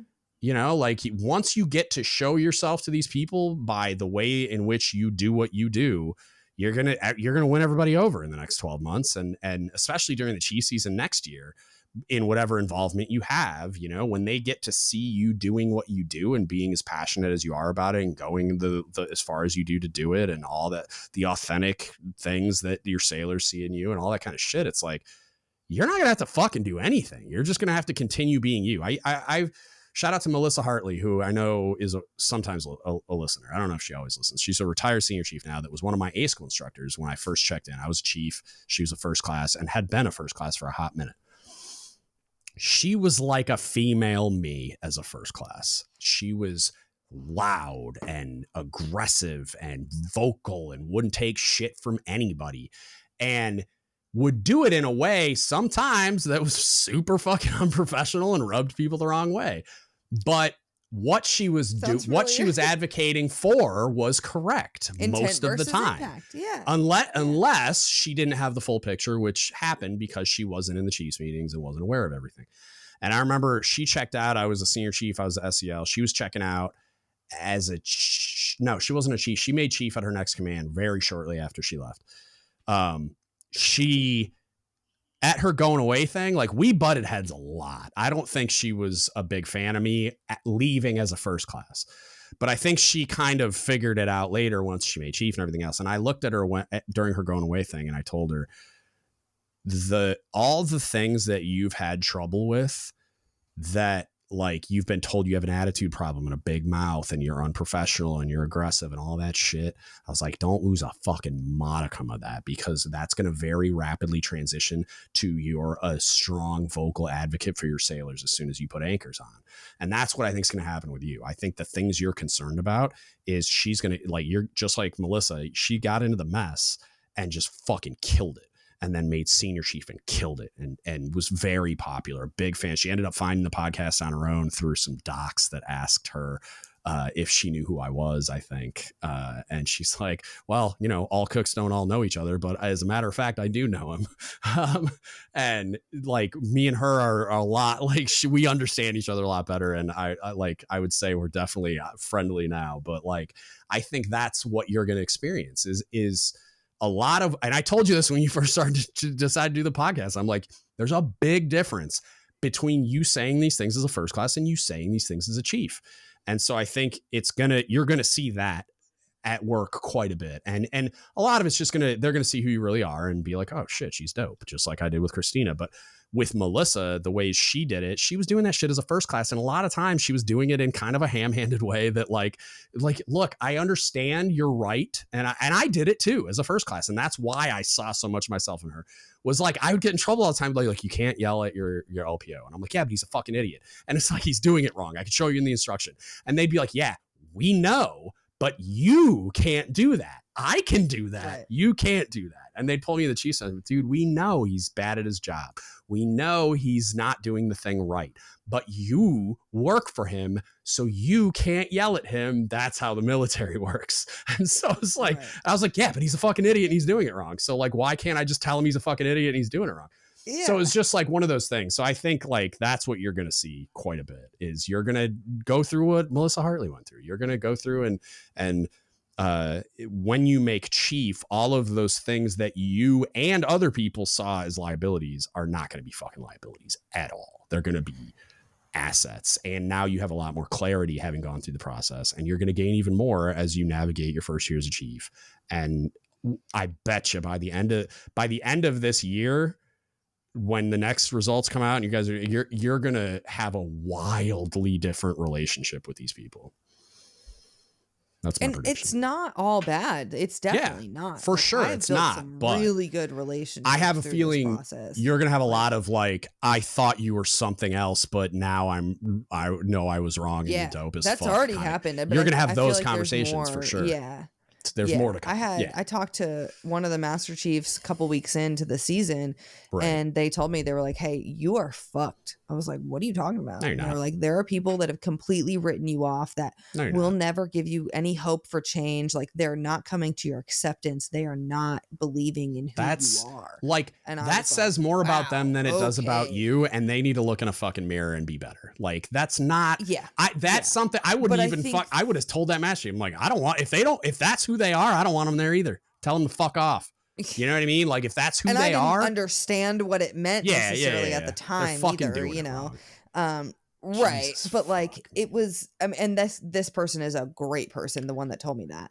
But they're just trying to help me like make the most impact, not necessarily to change, but to get like well, I mean, I think at the time I was not in good hands. This was, but I don't think that's thing real. That I told you earlier about. I don't think that's real, no matter the what. Poor decision I made. Well, yeah, but what I'm saying is, one, most people that talk that way aren't people worth fucking that like given the time of day anyway. Like, if that's how they want to function, if that's where they're at, those people aren't going to be people you're going to go to for fucking help and all that bullshit anyway. So it's like, and okay, they're not actually the influential ones either. Of course like, they're not, because people like you over time become the influential ones because you're fucking doing it right. And that's going to get you promoted, and that's going to get you influence, and that's going to, you know what I mean? Like, I don't think you have as much to worry about as they think or that you thought previously. Yeah. But I realized because of that like I have a lot of influence, whether I realize it or not. Yeah. Oh, yeah. On a lot of people, on my peer group when I was going through the season, on the Chiefs, like, and so when I'm being negative, the other selects were feeling negative. They were following me negatively, and so even, I had to realize that like whether I'm thinking about it or not, like that lead by example, like you said it in your charge to me, and it clicked then too. Like it was. You are leading by example, good or bad. And I was not leading or providing the example that I wanted to do. And there were people who were turning away from this because I was shutting down. And then people talking to me later, like other now first years, like saying that like your voice matters. People listen to you. I need you to say this. It's powerful. And I was like, and that's like, I didn't realize that. And that was some of the way that you would clown certain things in TikToks where I was like, it's not the way I'd do it, but all right. Like I'm not, who am I to judge? Yeah.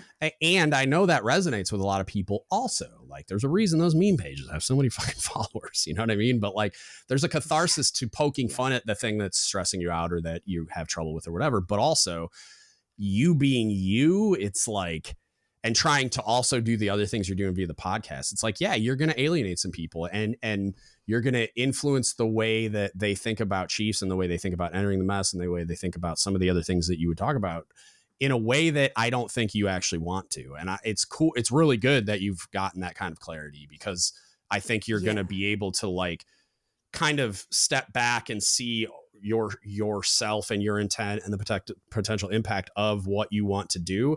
and you're going to see a lot of growth in the way that you approach those things in the future. And you can do a lot more good that way as well. So like, I think it's fucking cool. And I'm looking forward to that was one of the things like someone was saying about like, oh, she's just drinking the Kool-Aid. And it's like, or we can make the Kool-Aid, maturing, right? And we learning. get to decide. Like I get to, I'm sure I still have some like negative thoughts about certain things. Yeah. But I have a lot of other positive thoughts. And when I share that and other people cling on to that, it's like, I'm now a chief in this mess in the world. Yeah. And I get to be a positive impact on the mess and on what people see in the mess. And that's really powerful. Like I went through with like 57 other people that are also fantastic human beings. Yep. And we now make up more than 20% of the mess in our region. Funny like, how that works. That's a big deal. And if we're all fantastic people, like, and fighting for good things, like, we are making change, and we get to make this Kool-Aid that says like, no, we are fighting for good. We are the good guys, right? Like even if you've seen not great ones in the past, like not everyone is like that. And that was really eye-opening to realize that like how much we get to be a part of the change is so and it just gets bigger and bigger as you progress, man. Like, cause you're going to have a bunch of little like fruit of the Arianna Chief tree as you're a sponsor, and you run chief seasons and you just interact with them, and you're their chief, and then they make chief, and you're the chief that they wanted to be, and all that shit. Like, you're going to have a whole bunch of like the next generation of you, the people that like learned how to chief and lead from you, and what are they going to be, and how are they going to interact, and what are they going to do for the org? You know what I mean? And it's like, that's how you fix this thing. And it's going to take a long time, and it's going to be a slow moving thing, but that's how you're going to fix it. Like, it's not going to be because I said a bunch of things on a podcast once. I'm not saying that doesn't help in a way, and it's its own mechanism, but that I can't fix it all by myself. I can make an impact for sure. And I know that I am, and I know that you are, and I know that Des is, but it's like, also it takes all of us. It takes a collect. Yeah. It takes everybody in our own way, buying in and doing, because it's someone not said it's like weaponize the virus of positivity. It's not good enough. Ooh, okay. This is going to sound ridiculous, but it's not good enough to just be a good person. You also have to like work at it. You have to learn, you have to grow, you have to like go actively seek out the tools to do the thing that you want to do. Because like I talk about all the time, leadership incompetence is the most harmful thing we have.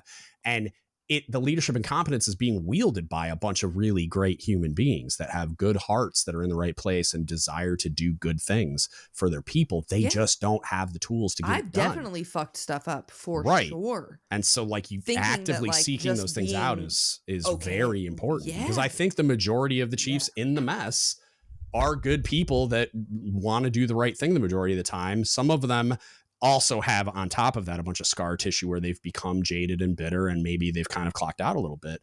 But I have also had people reach out to me via the podcast platform and say that my podcast and the discussions we've had here are what snapped them out of that shit.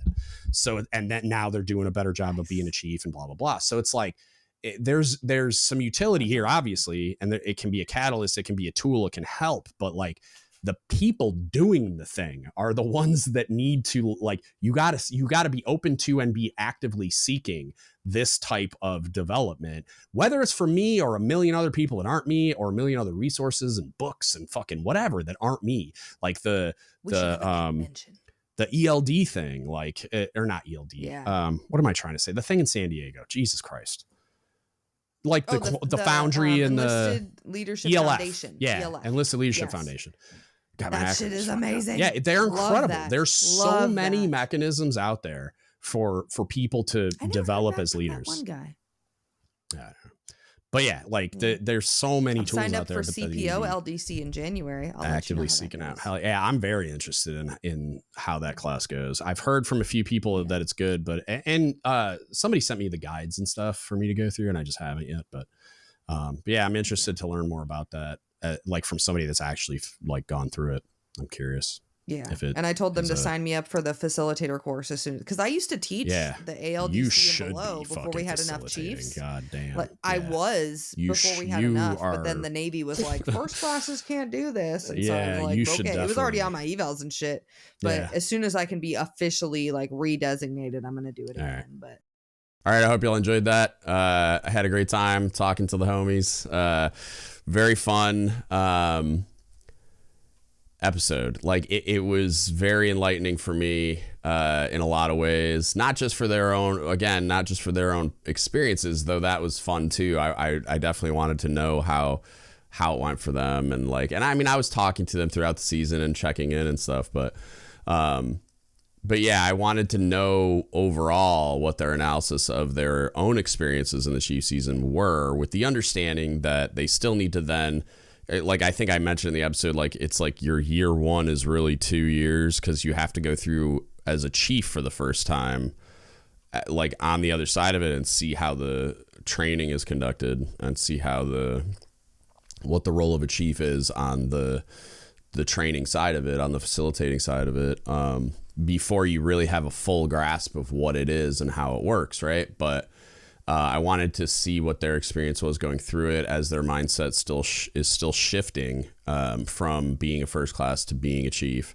It generally takes a while to kind of settle into the role and feel like you've got your hands mostly around at least what it means and sort of how to do it. So yeah, I mean, I had a blast. I'm sure we'll have more conversations, but that one in particular, I was very much looking forward to, and I had a lot of fun doing it, if you couldn't tell.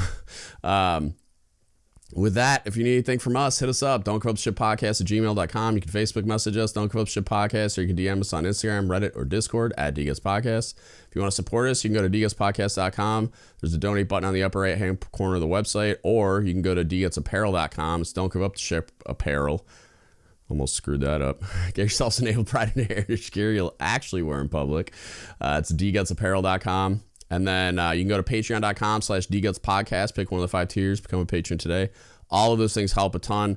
Helps pay the bills and expand the platform, and we really appreciate it. If you can't spend money but you want to support us, go to any of the social media platforms, YouTube, all the things. Just all the things, all the platforms you get your podcast on. You can like, share, subscribe, review.